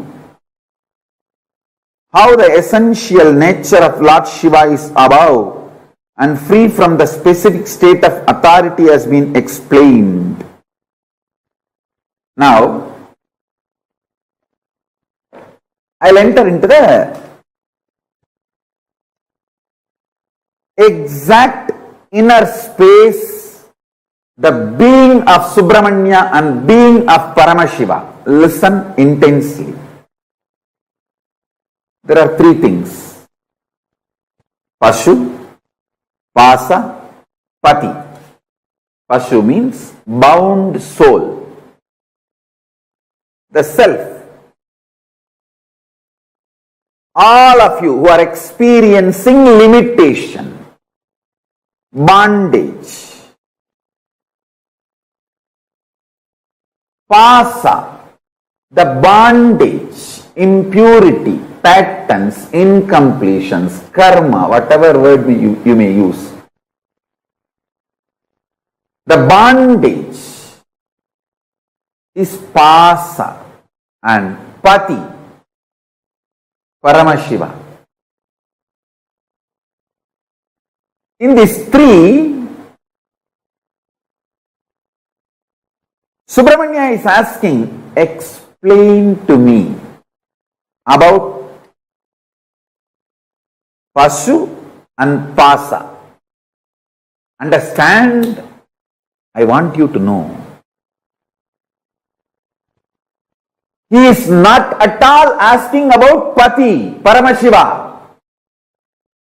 You need to know the secret inner space of Subramanya. Yesterday I told, just be like Subramanya for next 16 days. I'll give you exactly what Paramashiva gave to Subramanya to you all through this Agama. Listen. At no time Subramanya is questioning about Pati. I'll tell you the secret from my own experience. Exactly, I'll map it to Atma Pramana and tell you. Now I gave you Shastra Pramana by reading out the scripture. I'll give you Apta Pramana and my Atma Pramana. Both. Listen. Atma Pramana, from my experience, I'll tell you. See, when there was murder attempt on me, this anti-Hindu, Dravish gang and some more forces, I'll not name them now. When they attempted to kill me, burn the ashram, destroy the Sangha, socially we try to take many action.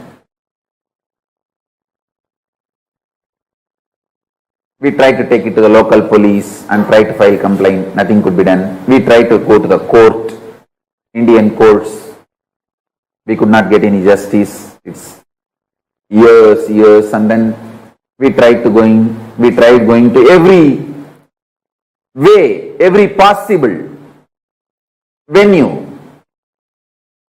Socially, we tried many things. We knocked every door, literally every politician.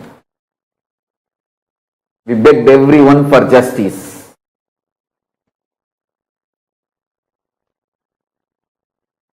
Socially, how we try is one.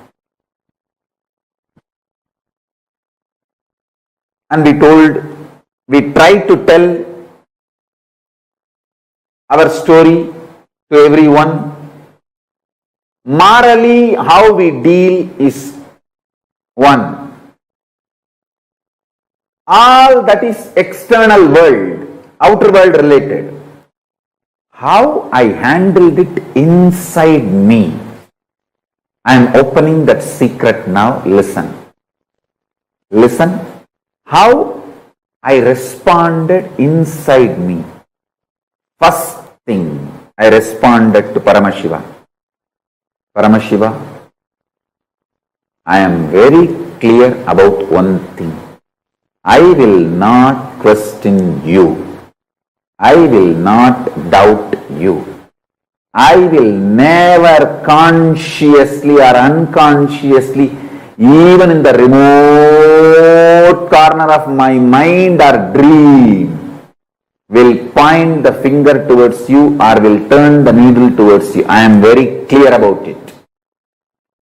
Your existence and your connection with me and you manifesting in me, all that is absolute truth.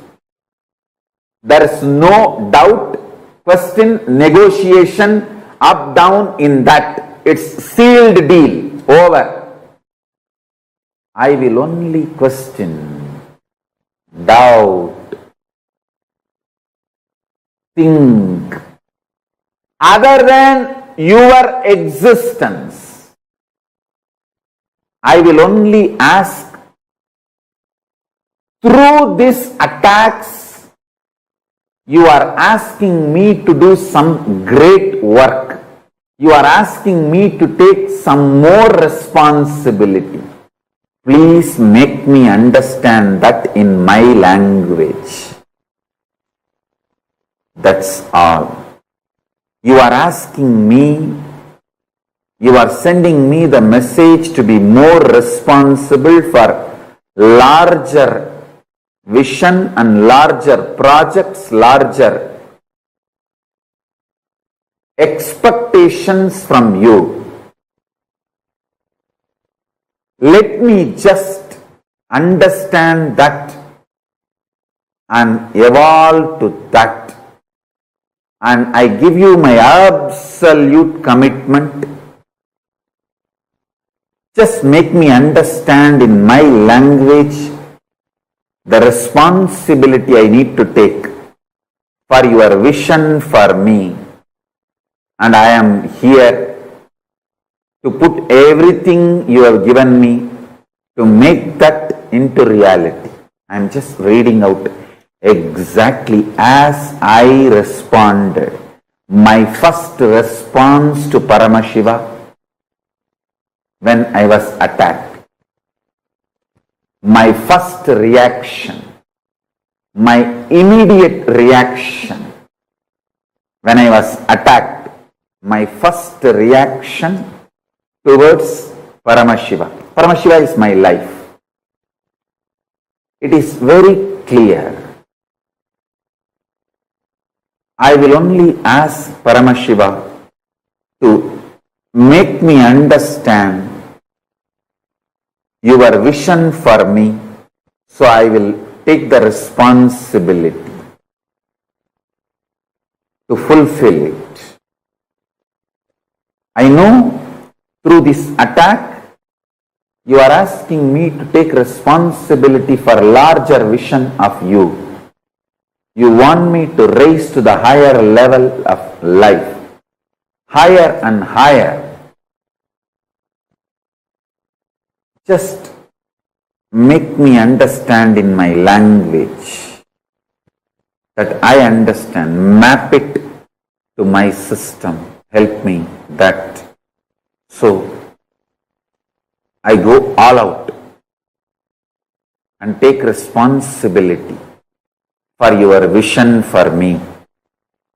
Let me flare up and get more integrated to you, Paramashiva, my Mahadeva. That's all is the mind of Subramanya, consciousness of Subramanya, being of Subramanya. Listen to what I said now again and again. I am very clear. Paramashiva is real. He himself is absolutely manifesting through this being. So anything happening from outside, any attack, anything happening, I will only look into what Paramashiva is trying to teach me through this.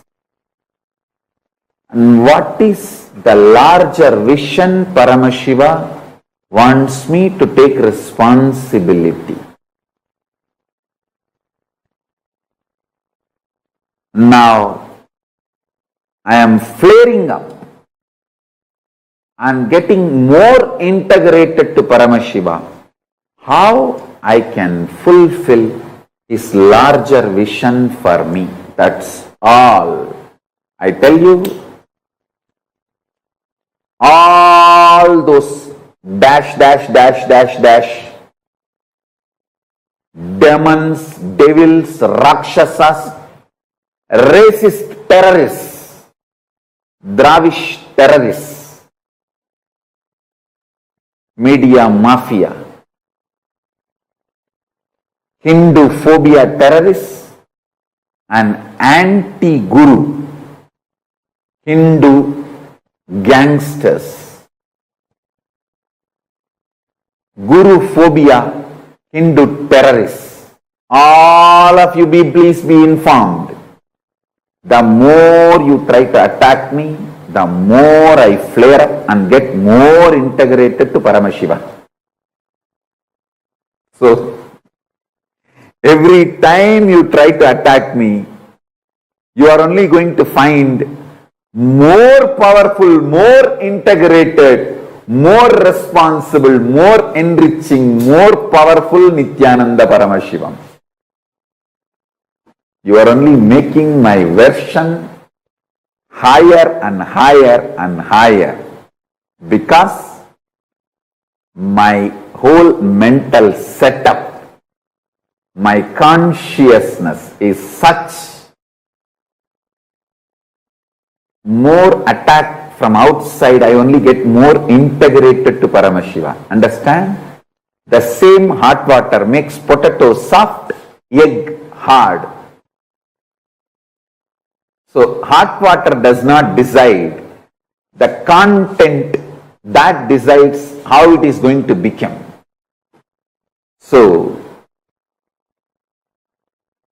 external situations does not decide, the inner consciousness decides the outcome. I tell you, because of this consciousness, I am invincible. Listen, I am declaring Ajayatva like Subramanya. Why? Not because of arrogance, not because of any power, anything, but because Paramashiva has blessed me only to question Pashu and Pasa, never Pati. He has blessed me with the strength of never questioning the Pati. I question only Pasu and Pasa. Never doubt Pati. No question about Pati, Paramashiva. Listen, whoever catches this consciousness, you are Ajaya, are invincible. You are victorious forever. You are successful in everything you do. You are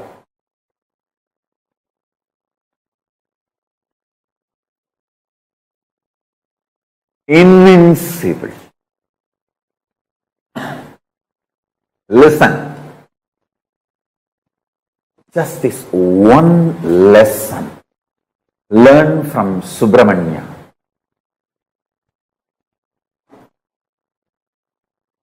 Question only Pasu and Pasa. Individual, bound soul and bondage. Never ever question Pati. That is what is the consciousness of Vetrivel. Vetrivel. This is the first lesson. Understand? Manifesting Subramanya's being in you. Decide forever, I will never question my Guru. That's what exactly I told Paramashiva. Actually, with Paramashiva, I relate more as Guru. Because the most intimate experience I had with Paramashiva is when he came as Arunagiri Yogishwara. That's the ultimate, intimate experience I had. So even now when I remember Paramashiva, I remember only as Arunagiri Yogishwara. I said, I will never question my Guru.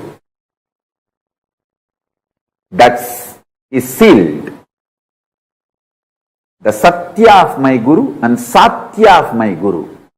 Reality of my Guru, possibility of my Guru. No question about it. I will only question the Pasu and Pasa.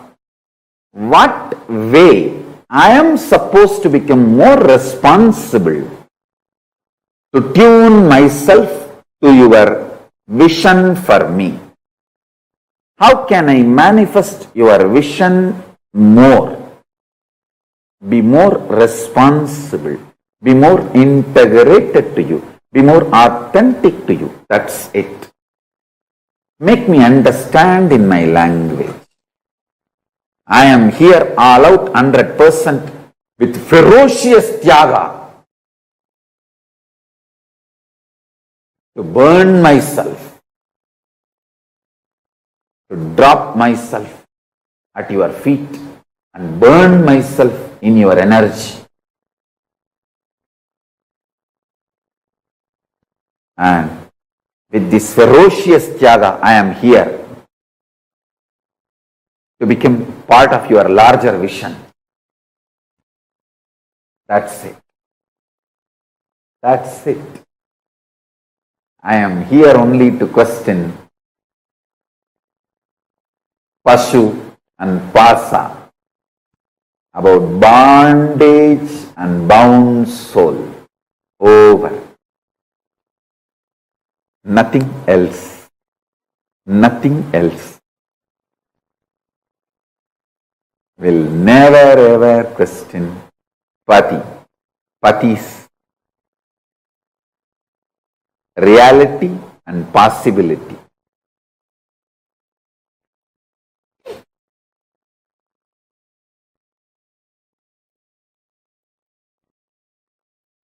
Just understand this one thing, you will be liberated.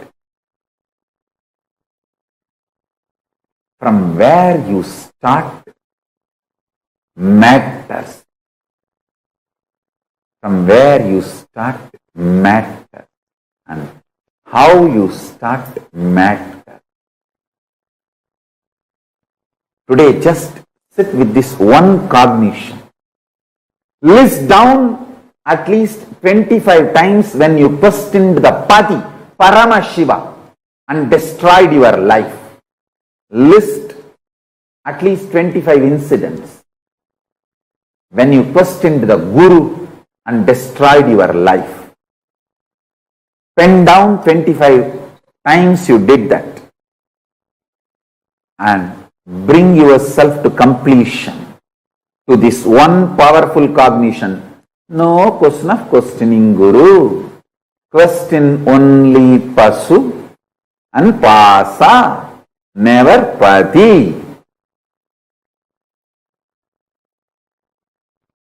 Iron out your whole inner space today with this one powerful cognition. Come to the Subramanya consciousness. Then you can receive Sarvajnanottaragama. Listen, I'll give you the precise technology now. Sit and pen down 25 incidents in your life when you flared up, you questioned Paramashiva, Guru, you questioned the Pati. Pen down those incidents. Decide ferociously never to question Guru, but to question the soul, bound soul, and the patterns, bondages. With this powerful cognition, complete all the 25 incidents. And if you question the bound soul and the patterns, how the solutions will flower, start manifesting that. Today's homework is this only. Make Subramanya consciousness to receive Sarvajnanottaragama.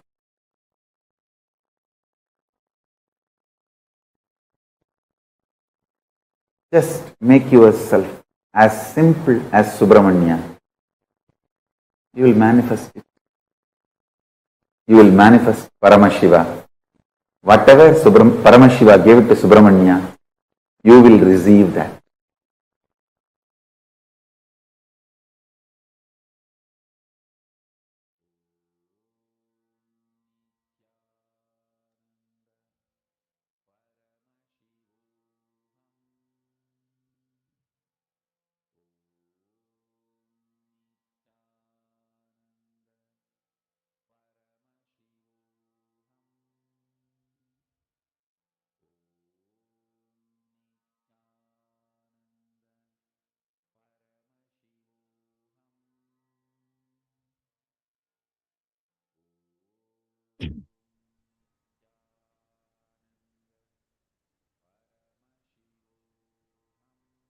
Yes.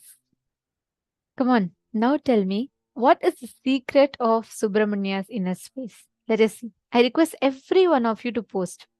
What is that one secret which makes Subramanya invincible? I think Swamiji explained it so beautifully.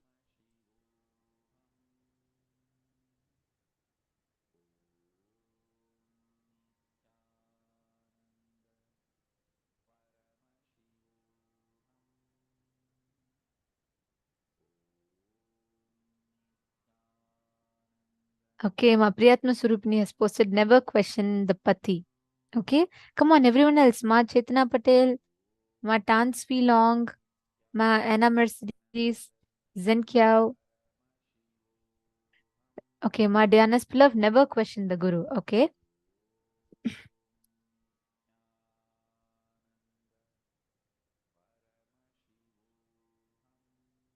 Subramanya never questioned the Guru. Mantus has posted, ma Geetanji Khan has posted, surrender.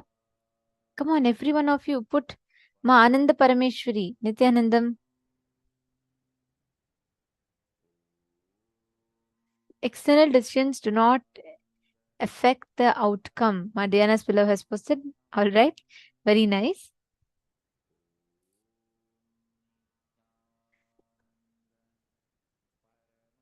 Only question Pasu, never question Pati. Madonna, my Joyce has posted same consistency with Paramashiva. Beautiful. Many of you have posted different thing. Now listen, Swamiji said, like all of you have correctly posted, Swamiji said, just never question Pati. Question the Pasha and Pashu. These three words. Pasha is the bondage. Pashu is the bound soul. Pati is Paramashiva. Never question the never question Pati, question the bound soul and the bondage, the Pashu and Pasha. If you question the Pati, you lose life. You literally lose the essence of what life is because you don't allow yourself to have the experience of what life is. Never question the Pati. Always question the Pashu and Pasha, the bound soul and bondage. Just this one secret, right? This one secret makes Subramanya who he is. This one secret makes Subramanya powerful. It makes Subramanya manifest his inner space, Ajaya, invincible. Today, all of you are going to be receiving this as the very initiation. Wherever you question the Pashu and Pasha, you have one conquered life at that point. Wherever you question Pati, you have lost the opportunity. Swamiji gave a very beautiful analogy. The same hot water, the boiling water, when you put a hard potato, it becomes soft into the boiling water. When you put a soft, brittle egg, it becomes hard in a boiling water. Are you going to be a soft potato, a couch potato, or are you going to be an enlightenment egg?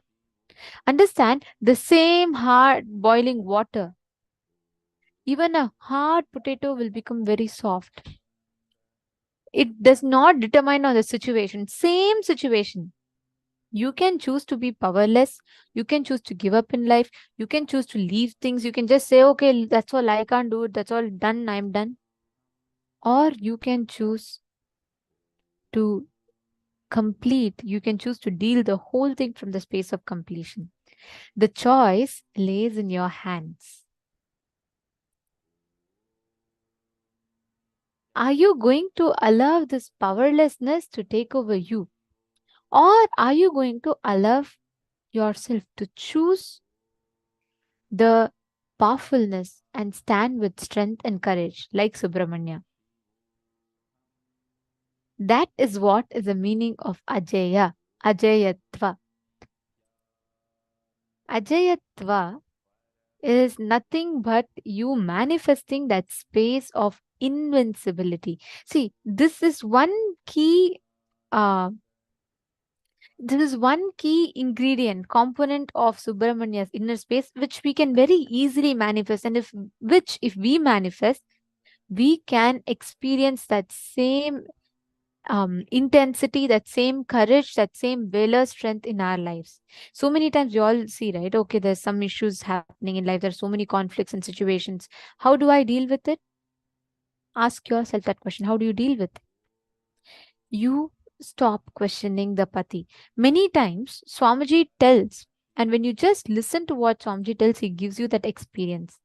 I always share this one experience, and if anyone has already heard it, enjoy it one more time. All those who have not heard it, you'll all surely enjoy this. I have experientially learned what it means to never question the pati.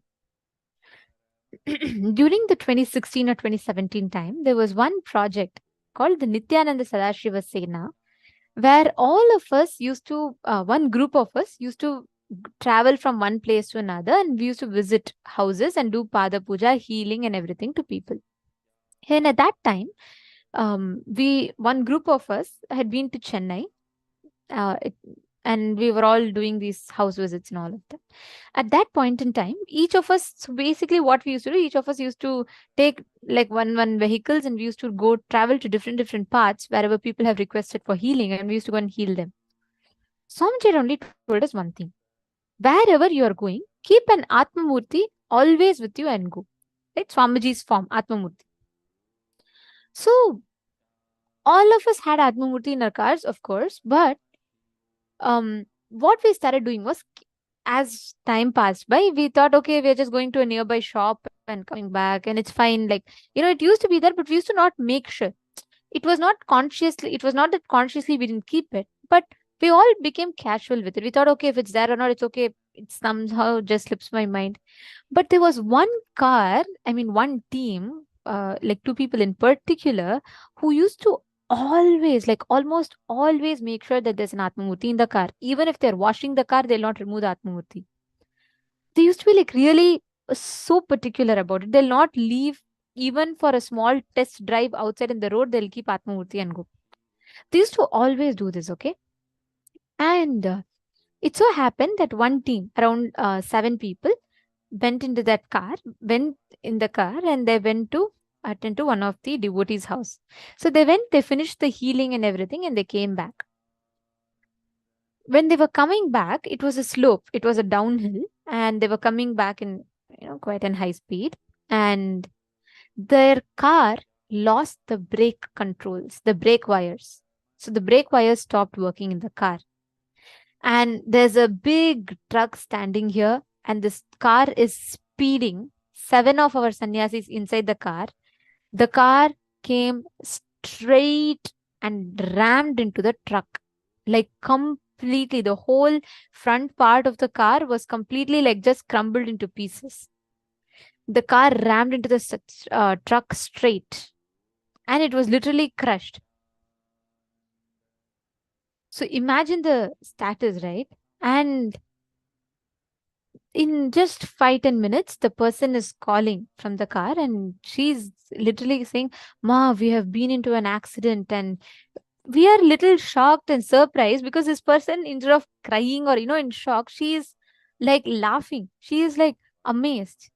She then said, the whole car is completely crumbled in the front. It rammed into the truck. The glass is broken. Airbag didn't work. Everything went wrong. But just one thing saved them. Not a single one of them got even a scratch, not even a bruise, not even a mark that they've been through such a terrific accident. Not one person got affected. And she shared beautifully how the moment when car was just ramming into the truck, right? Suddenly from behind the seat, Swamiji's Atmamurti just flew to the front, and that broke into 7 pieces. There were exactly 7 people in the car, and the Atmamurti broke into 7 pieces.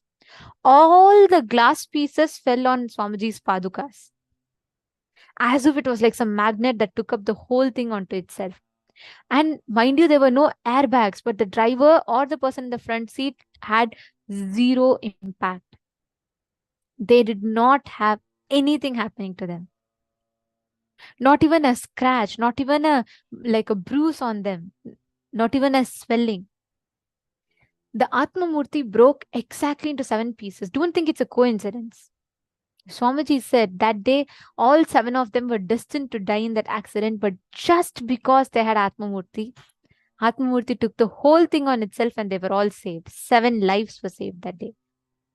Never question the Pati. When Swamiji said keep Atma Murti, we never took it we did, but we started becoming casual with it.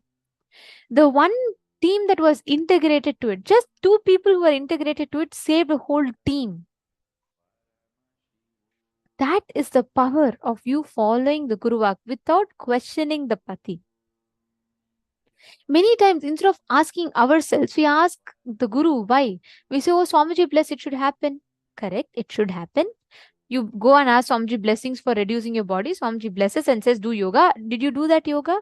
You have to ask yourself that. That is what is questioning the bondage and the bound soul, questioning the patterns. Take a few minutes, go back into your life, pen down at least 25 incidents in your life where you question the Pati. Whenever you question Guru, whenever you question the life, both. Pen down 25 incidents in your life. When you flared up, you questioned Paramashiva Guru. You questioned the Pati. You said, oh God, why is life doing this to me? Why is life treating me like this? Write down these 25 incidents. I request everyone to sincerely do this now. This is a very, very important preparation for today's initiation. So please sit and do this sincerely. Even simple things such as, oh, okay, I cannot, Swamiji is told to do yoga. And why should I do yoga? Why is it not happening? Why should I not do it? Why should I do? All the questions that you ask. Wherever you question Swamiji's Guru Vak to you, as opposed to your patterns, pen them down.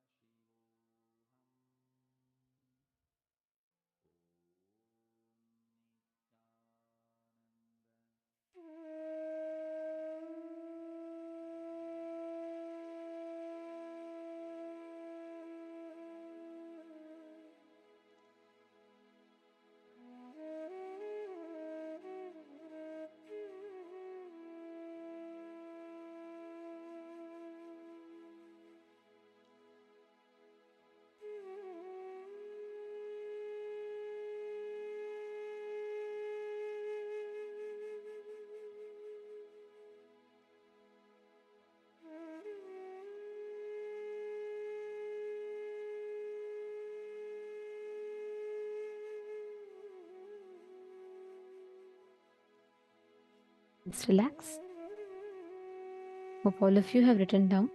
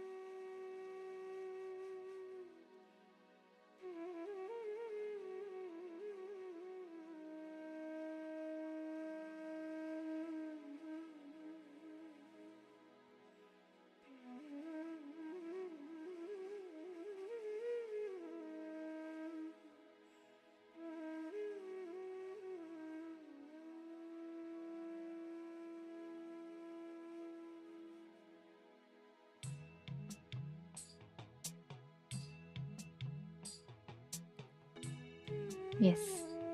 Now, let us all enter into the next part. See, every time inside of you, there is any part of you that is questioning the pati. It should ring an alarm inside of yourself. Automatically, it should ring a bell in your head. Oh my God, this is what it is. I should not entertain this thought current inside of me. I should not allow this inside of me. Simple integrity, simple obedience. That's all. Simple integrity and simple obedience is the key for you to manifest anything that you want in life. Whenever you are stuck, right? Whenever you are stuck in this loop of, you feel like, this is not happening, and you're not able to manifest, you're not able to create what you want in life. Every time, Swamiji briefly tells, what exactly is that simple integrity and simple obedience? Just knowing simple attachment. Hey, Swamiji told, that's all. There's no question of anything else. If Swamiji has told, Swamiji will take care. Let me just do the bare minimum of me doing what I am supposed to do. That's all. That is simple integrity and simple obedience. Simple attachment to the Guru. Not having calculated, measured responses to the Guru. Whenever you are stuck in such a situation, whenever you think, I can negotiate with the Guru for anything, be very clear, you lose what you negotiate with the Guru for and you lose the Guru. But if you think, I can negotiate to the whole world for my Guru, you will get your Guru and you will get whatever you are negotiating with the world for. That is the simple formula in life. Whatever you are negotiating for, just see, are you questioning the pati or are you questioning the bound soul and the bondage? That's the only thing you need to measure yourself with. That's the only thing that you need to work on. The only thing that you need to take care about. Just make sure you are not doing the whole cycle of questioning the pati. Every time you do that, remember, you put yourself into that same loop again and again and again. Simple integrity, simple obedience, simple attachment. That is the key. With simple integrity and simple obedience and simple attachment to the Guru, you can conquer the whole world. Paramashiva, it is Subramanya's simple attachment and simple obedience to Paramashiva that makes him manifest whatever he wants. Every time, whenever Paramashiva tested Subramanya in different situations, each time Subramanya stood up and he said, no, I will not question Paramashiva. I know whatever he says for me is for my own good. I will not question. Understand that is the essence of life. And now we are going to be learning about that. Simple integrity and simple attachment.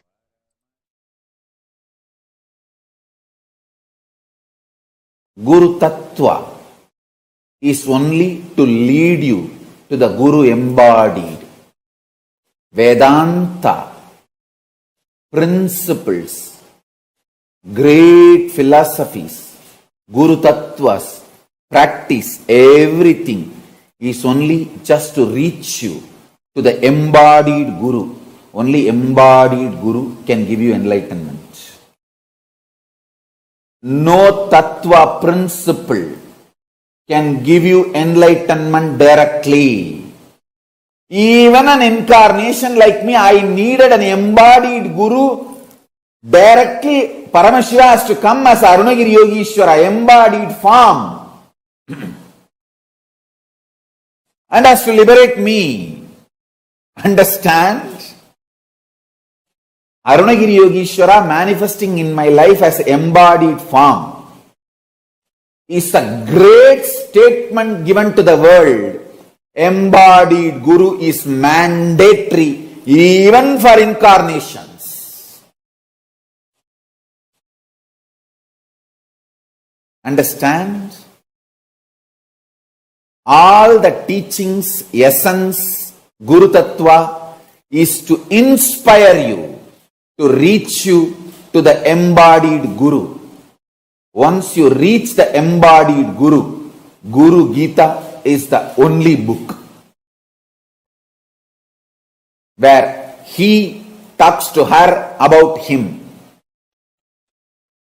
He talks to her about him. Paramashiva talks to Parashakti about Guru. Understand? Guru Tattva, teachings, essence, imbibing all of it. All this is great to inspire you, to push you, to make you reach the embodied Guru.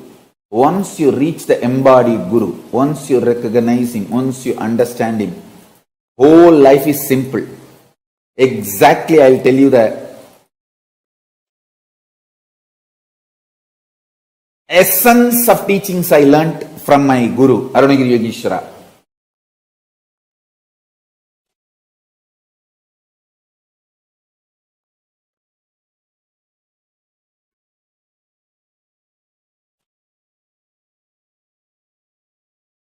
Simple word. If I have to translate the essence of what I received from Arunagiri Yogishwara, have simple attachment to the embodied Guru, simple obedience to embodied Guru. That's all. That simple attachment will become beautifully initial level love, then next level love, then it will become pure prema bhakti, then it will become atma bhakti, then it will become oneness and enlightenment.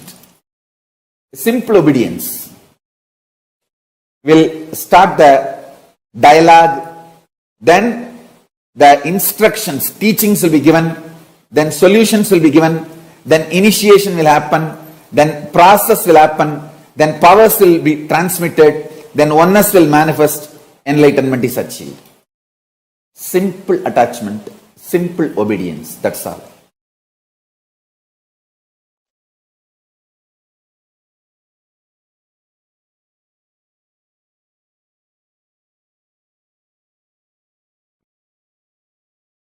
All teachings, Guru Tattva, essence to be imbibed, all this ultimate truth, everything is only to connect you to the embodied Guru.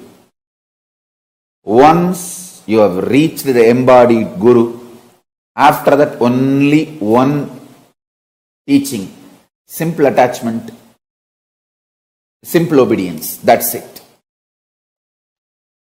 Then simply the transmission happens and you become enlightened. If you want real enlightenment, because only Guru knows what has to be imparted in you and where you have to be given a breakthrough. No teaching, no tattva can, because tattva and teachings, all that your mind can digest and make a very cunning structure for you to continue to flourish, thrive in your delusion. Most of the time when people keep only the teachings and leave the embodied Guru, they become so cunning. to make the structure for themselves internally, mentally, to thrive in their delusion and continue to feel that they are great spiritual seekers or enlightened beings. If your Vedanta, Guru Tattva, all the ideas you learnt, after reaching Guru, if they are trying to stop you, divert you or obstacle, drop the ideas and concepts and philosophies you learnt, not the Guru. Guru is living real being. Drop the teachings, not the Guru.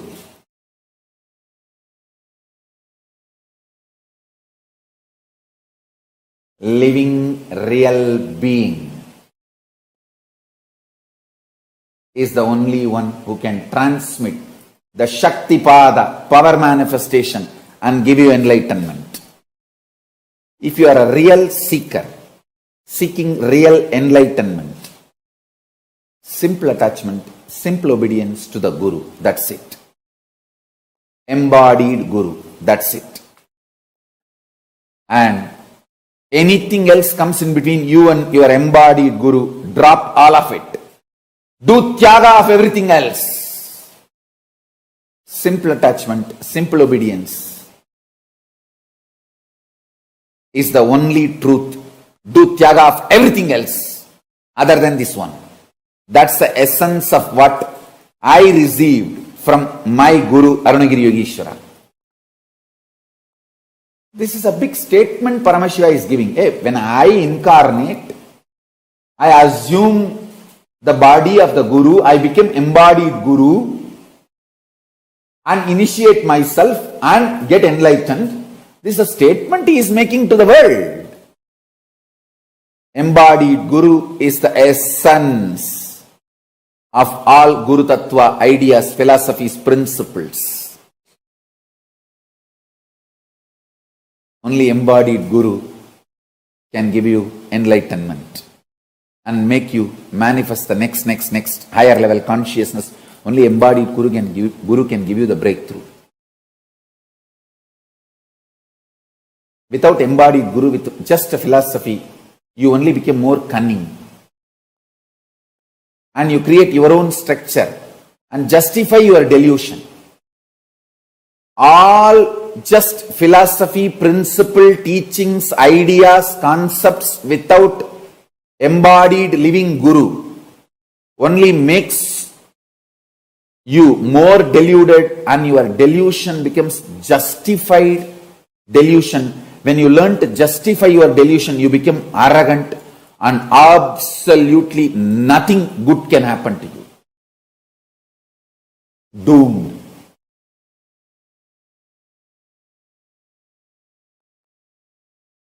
So if you are a real seeker, interested in real enlightenment, have real simple attachment, real simple obedience to the embodied Guru. That's it. It's for all real seekers who are interested in enlightenment.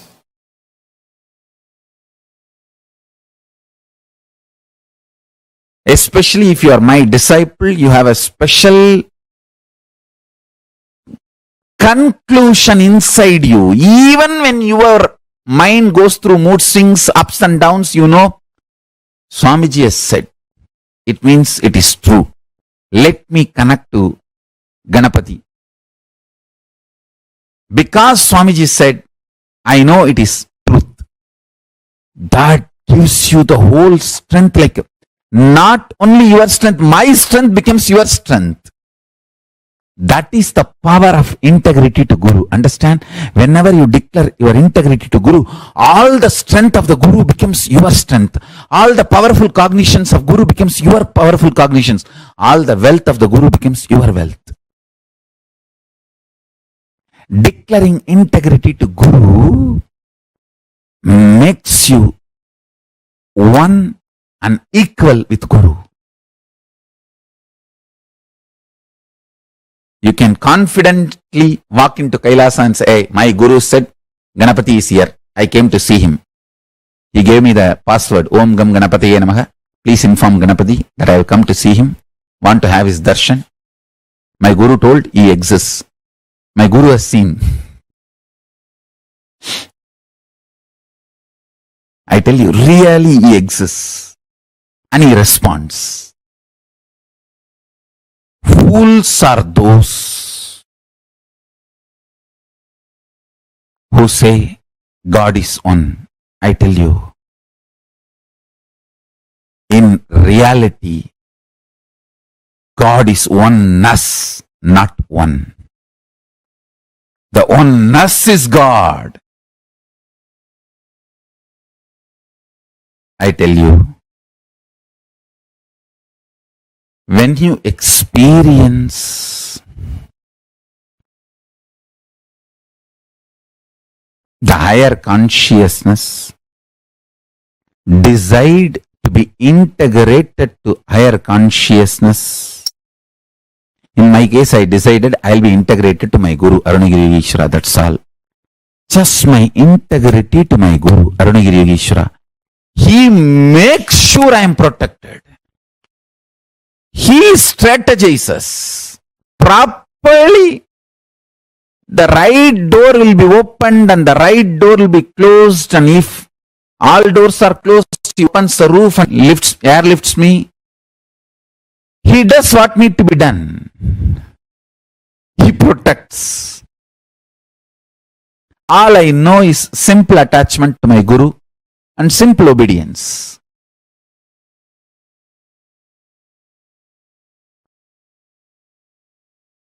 He clearly sends the instruction in the buddhi without any doubt. He just clearly speaks,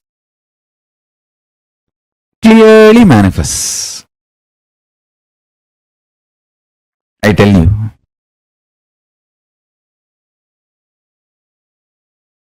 I entered into KAILASA just with this simple Guru Pass, Master Card. My Guru Arunagiri Yogeshwara told me Paramashiva exists, and he has given me this mantra. Please allow me to see Paramashiva. That's all. The doors of KAILASA opened and I saw Paramashiva was there. When I saw, I realized my Guru only is Paramashiva. There is no other surprise. Paramashiva came as Guru and gave me the initiation and password and master card and showed me. That's it.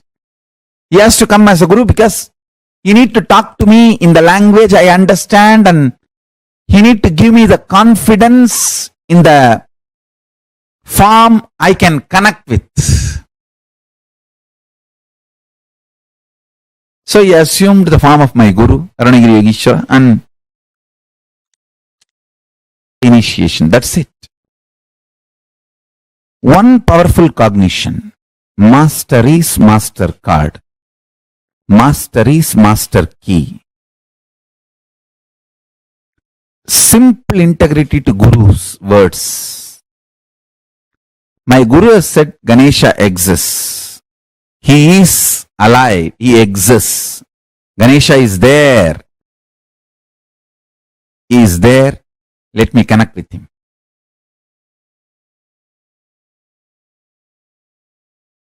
Stop dealing me strategically. Start dealing me with simple integrity.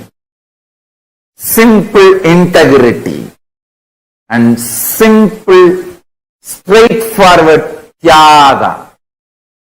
What you can give, that last thing, sacrifice that. Kannappa, whose eyes still I am having.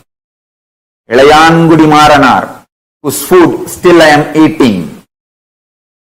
Understand, all these people gave the last push and gave what they can give. Sacrifice. Kannappa's first eye I am not having. Second eye I am having. His first eye is Tyaga. Second eye is ultimate Tyaga.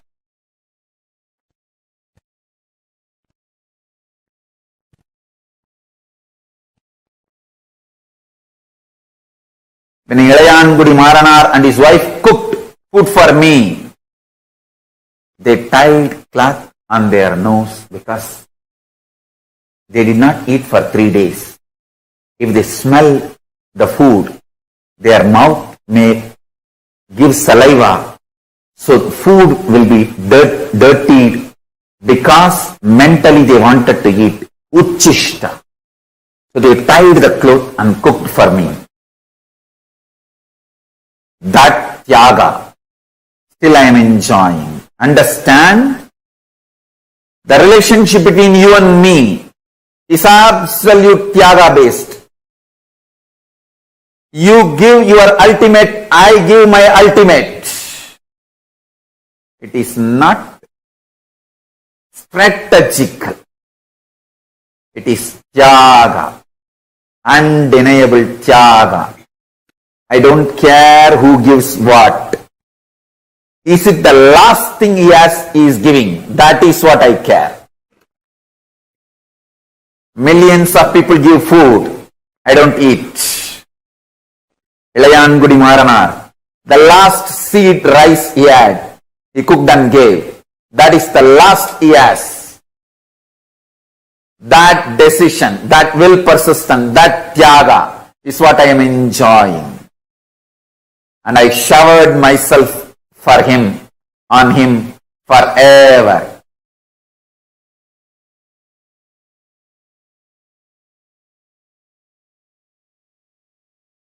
Tyaga is the bridge between Guru and disciple, not any other strategy. Fifth, simple one-liner, simple attachment, simple obedience. That's it.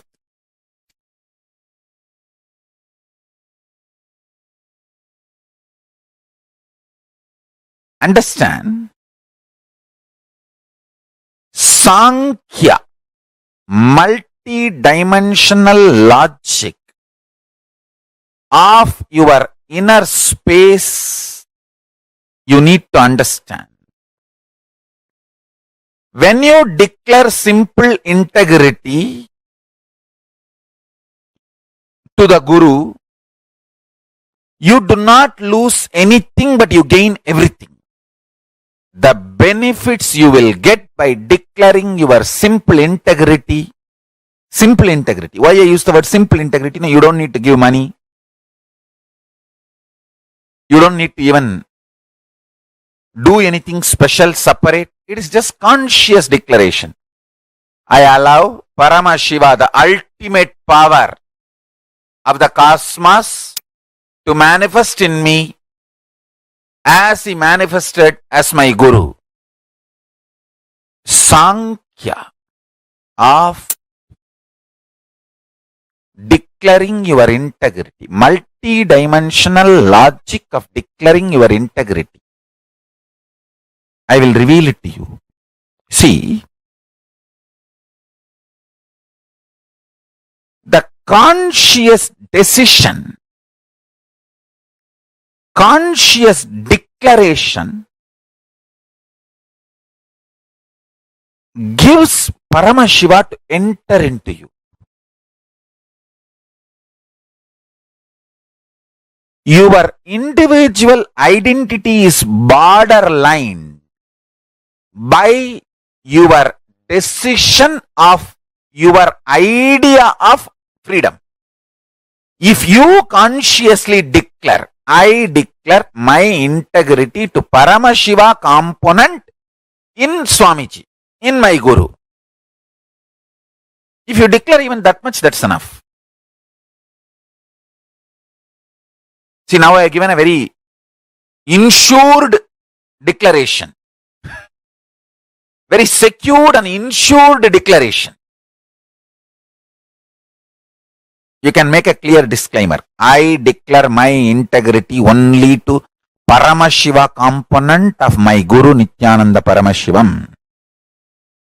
And non-Paramashiva component, I am not declaring my integrity. You can clearly make it. I don't have a problem. So you feel very secured and insured.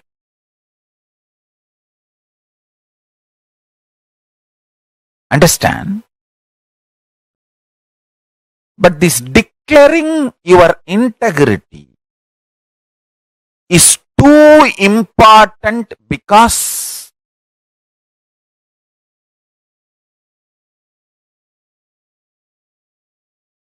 this is the Sankhya multidimensional logic of consciousness. Only then consciousness can enter into your being and awaken you. This Navaratri, let us make as many people as possible declare their simple integrity to Paramashiva and celebrate themselves as consciousness. Celebrate themselves because they are consciousness, not because of their money, their power, their positions, their social power, political power, or anything, their beauty, age, health. Celebrating themselves because they are consciousness.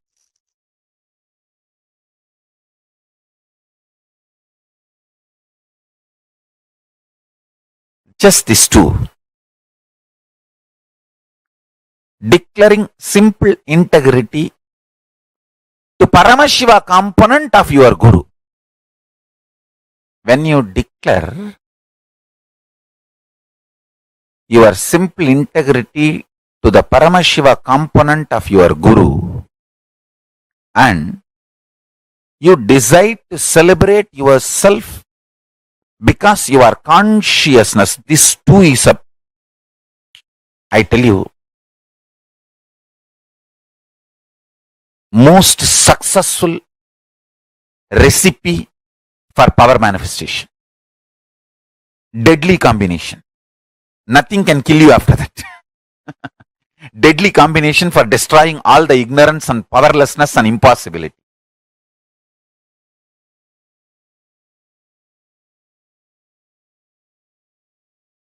Listen carefully. The vibrant presence of Paramashiva called Parashakti.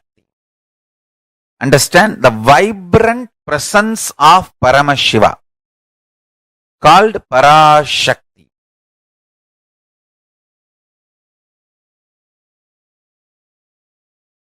manifests as life in you. Listen carefully.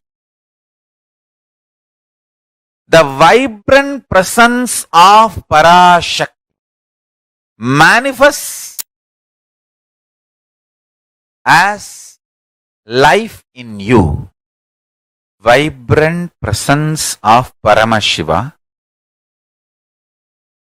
manifests in you as Parashakti, as your life, even beyond your SDHD, as long as you have simple integrity with your Guru. Listen carefully.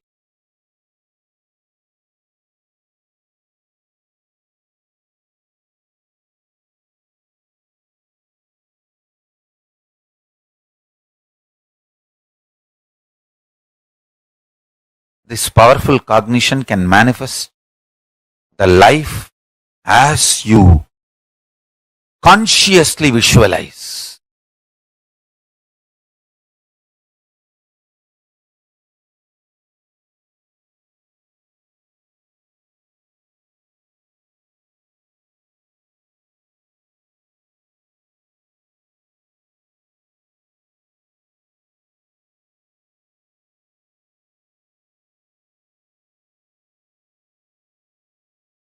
Listen intensely.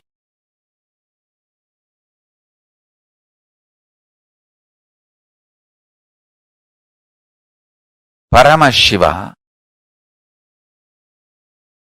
his presence is Parashakti.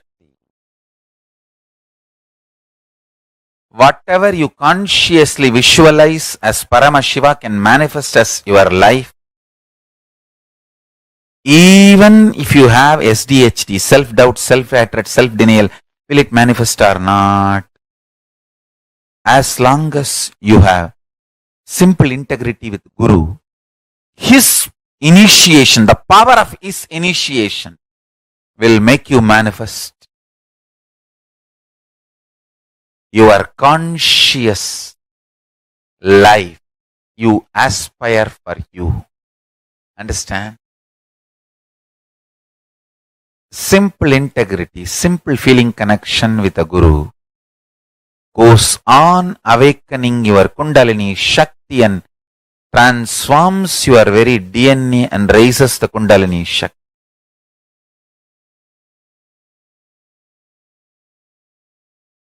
More and more power.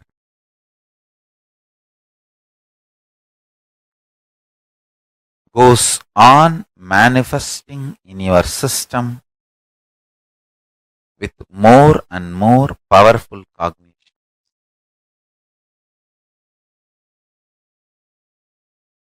The amount of time you spent to build each powerful cognition is your tapas. Every time when I surrendered to my Guru, I felt my surrender to my Guru empowered me, not him.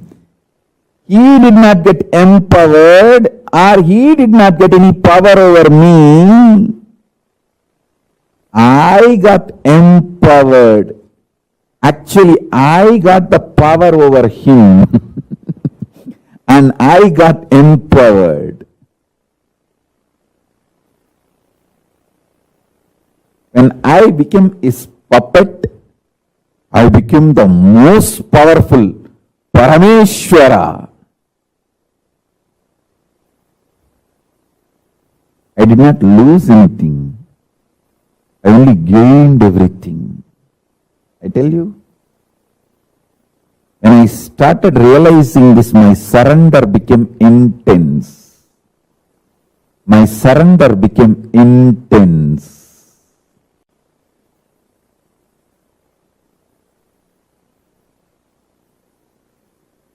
If you realize your surrender empowers you,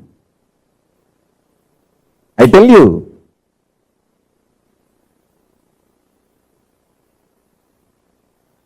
if you realize your surrender empowers you, your surrender gets more and more intense. And the higher realities opens for you.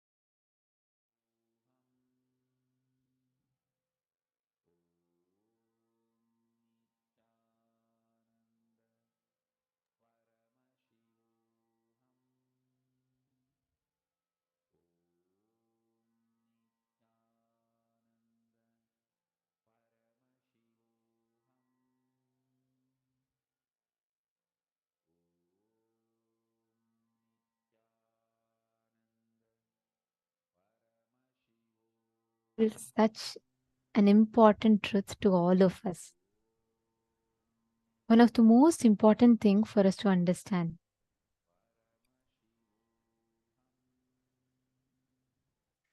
Just cognizing, remembering, understanding that your simple love, simple obedience and simple integrity to Paramashiva is all that matters. Nothing else counts. If you just remember that one truth inside you, if you just remember that one truth in your inner space, you will realize how life presents all the situations to you only to bring you to completion. Only, even in the most worst situation, you will only fall on his lap. You will only fall on his lap. And Swamiji will literally be there holding you. He will take care of you and he will make sure that you are safe. But from our side, the only thing we need to have is simple integrity, simple attachment, and simple obedience. That is the only thing we need to have. What do each of you understand as simple integrity and simple obedience?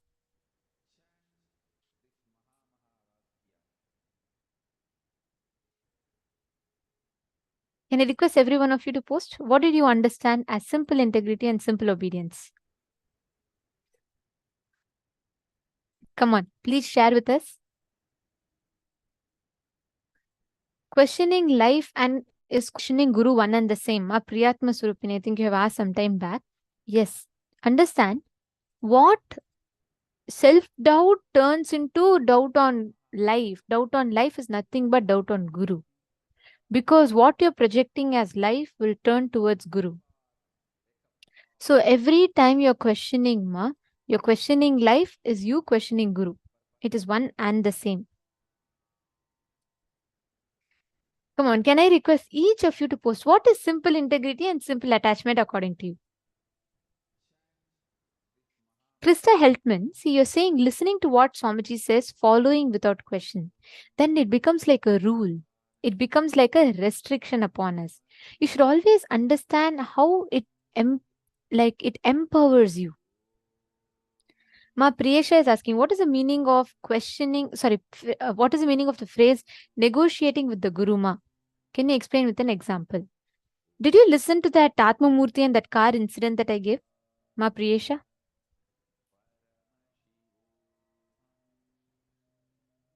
Understand that in that example, the group that did not make sure that the Atma Murti is kept, say, for anything when you negotiate, when you say, Swamiji is saying, do yoga, you go and ask Swamiji for healing. Swamiji says, okay, do yoga. You go back and negotiate with Swamiji saying, Swamiji, right now I don't want to. I know yoga is going to work, Swamiji, but I don't think I can do it right now. Is there something else I can do? You trying to negotiate back with the Guru of why something is not possible. You trying to convince the Guru otherwise of what he has told you to do is negotiating with the Guru Ma. Understanding?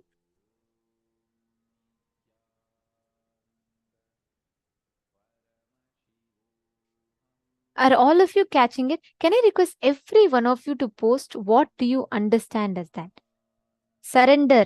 Okay, Ma Lita is saying surrender, Ma. Is it like simply surrender? Yes. But understanding that whether it is my experience or not, whether it is my own experience or not, I know when, because Swamiji has told, it will become a reality. Because Swamiji is taking care, it will become a reality. Even if you mechanically function with that understanding. Simple love. Why do you do something? Because you love Swamiji. That's all. There should be no reason for it. As long as you try to justify something with a reason, right? You will keep putting yourself through that loop again and again. If you just realize whether I like it or not, whether I believe it or not, accept it or not, I know Swamiji loves me. Because Swamiji loves me, he will take care of me. That's all. That's the only thing that we need to do. And if just with that one thing in our inner space, we will be able to see completely a different perspective of life.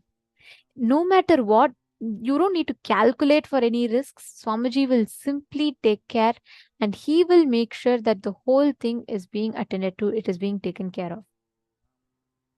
Every one of you that are sitting here, just simple integrity and simple obedience. That's the only thing that we need to have. That's the only thing that we need to take care of. The only thing we need to see. Everything else that comes your way, all the risks that you'll have to take, Swamiji will take care of it. That is the key.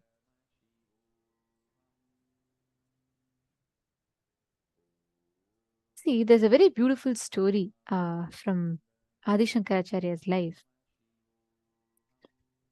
He goes to Adi Shankaracharya's, he's going around begging for food, and one old woman who has nothing in her house at all.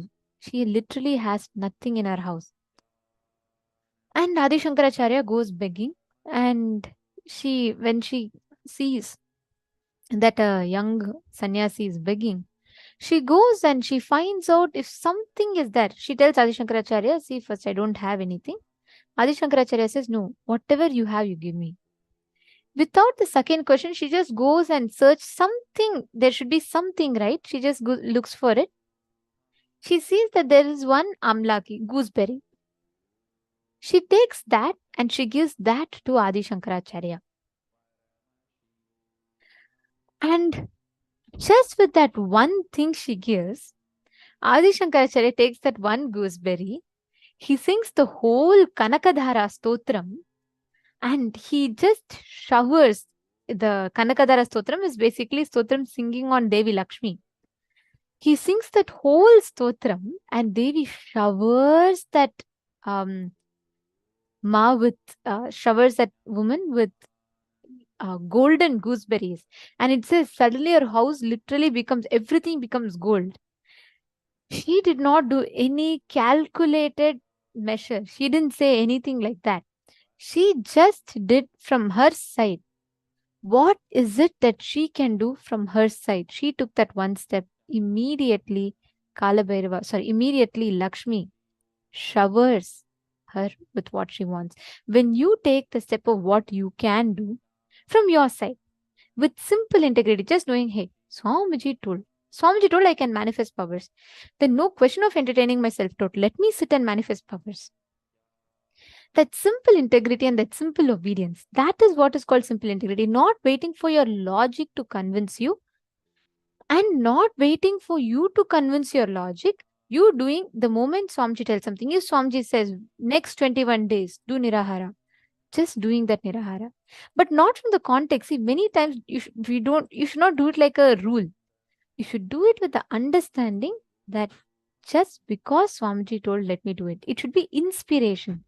If it becomes rule, you will just follow the letter but forget the spirit. It will only become a suffocation on you. You will not be able to identify what exactly is the context of it or the benefits of it, the experience of it. You just need to understand Swamiji told. Just because Swamiji told, let me do it. That's all. Understanding? Now let's all do a very beautiful round of power manifestation. This is a very beautiful power that Swamiji has given. Just by connecting to a person, just by listening to the name of a person, you will be able to describe the details of that person. It's Sarvajñat.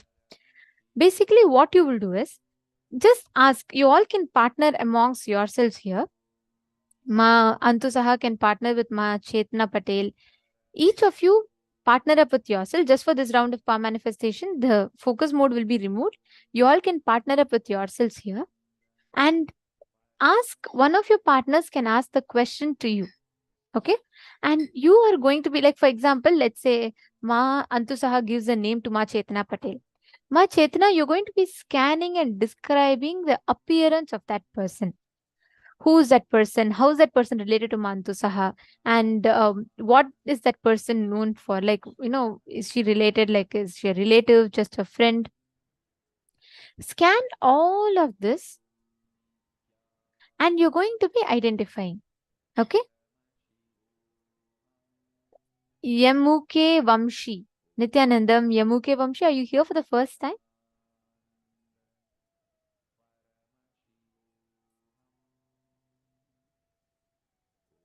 Very nice. Welcome. And Yes, I see you've posted some message. Surely today we will be having the darshan. You can ask all your boons and prayers to Swamiji at that point in time. All right. So let us all now enter into the power manifestation. I request every one of you connect to your partner and have them ask you any name that they want. You're going to be scanning and identifying who's that person, what they do,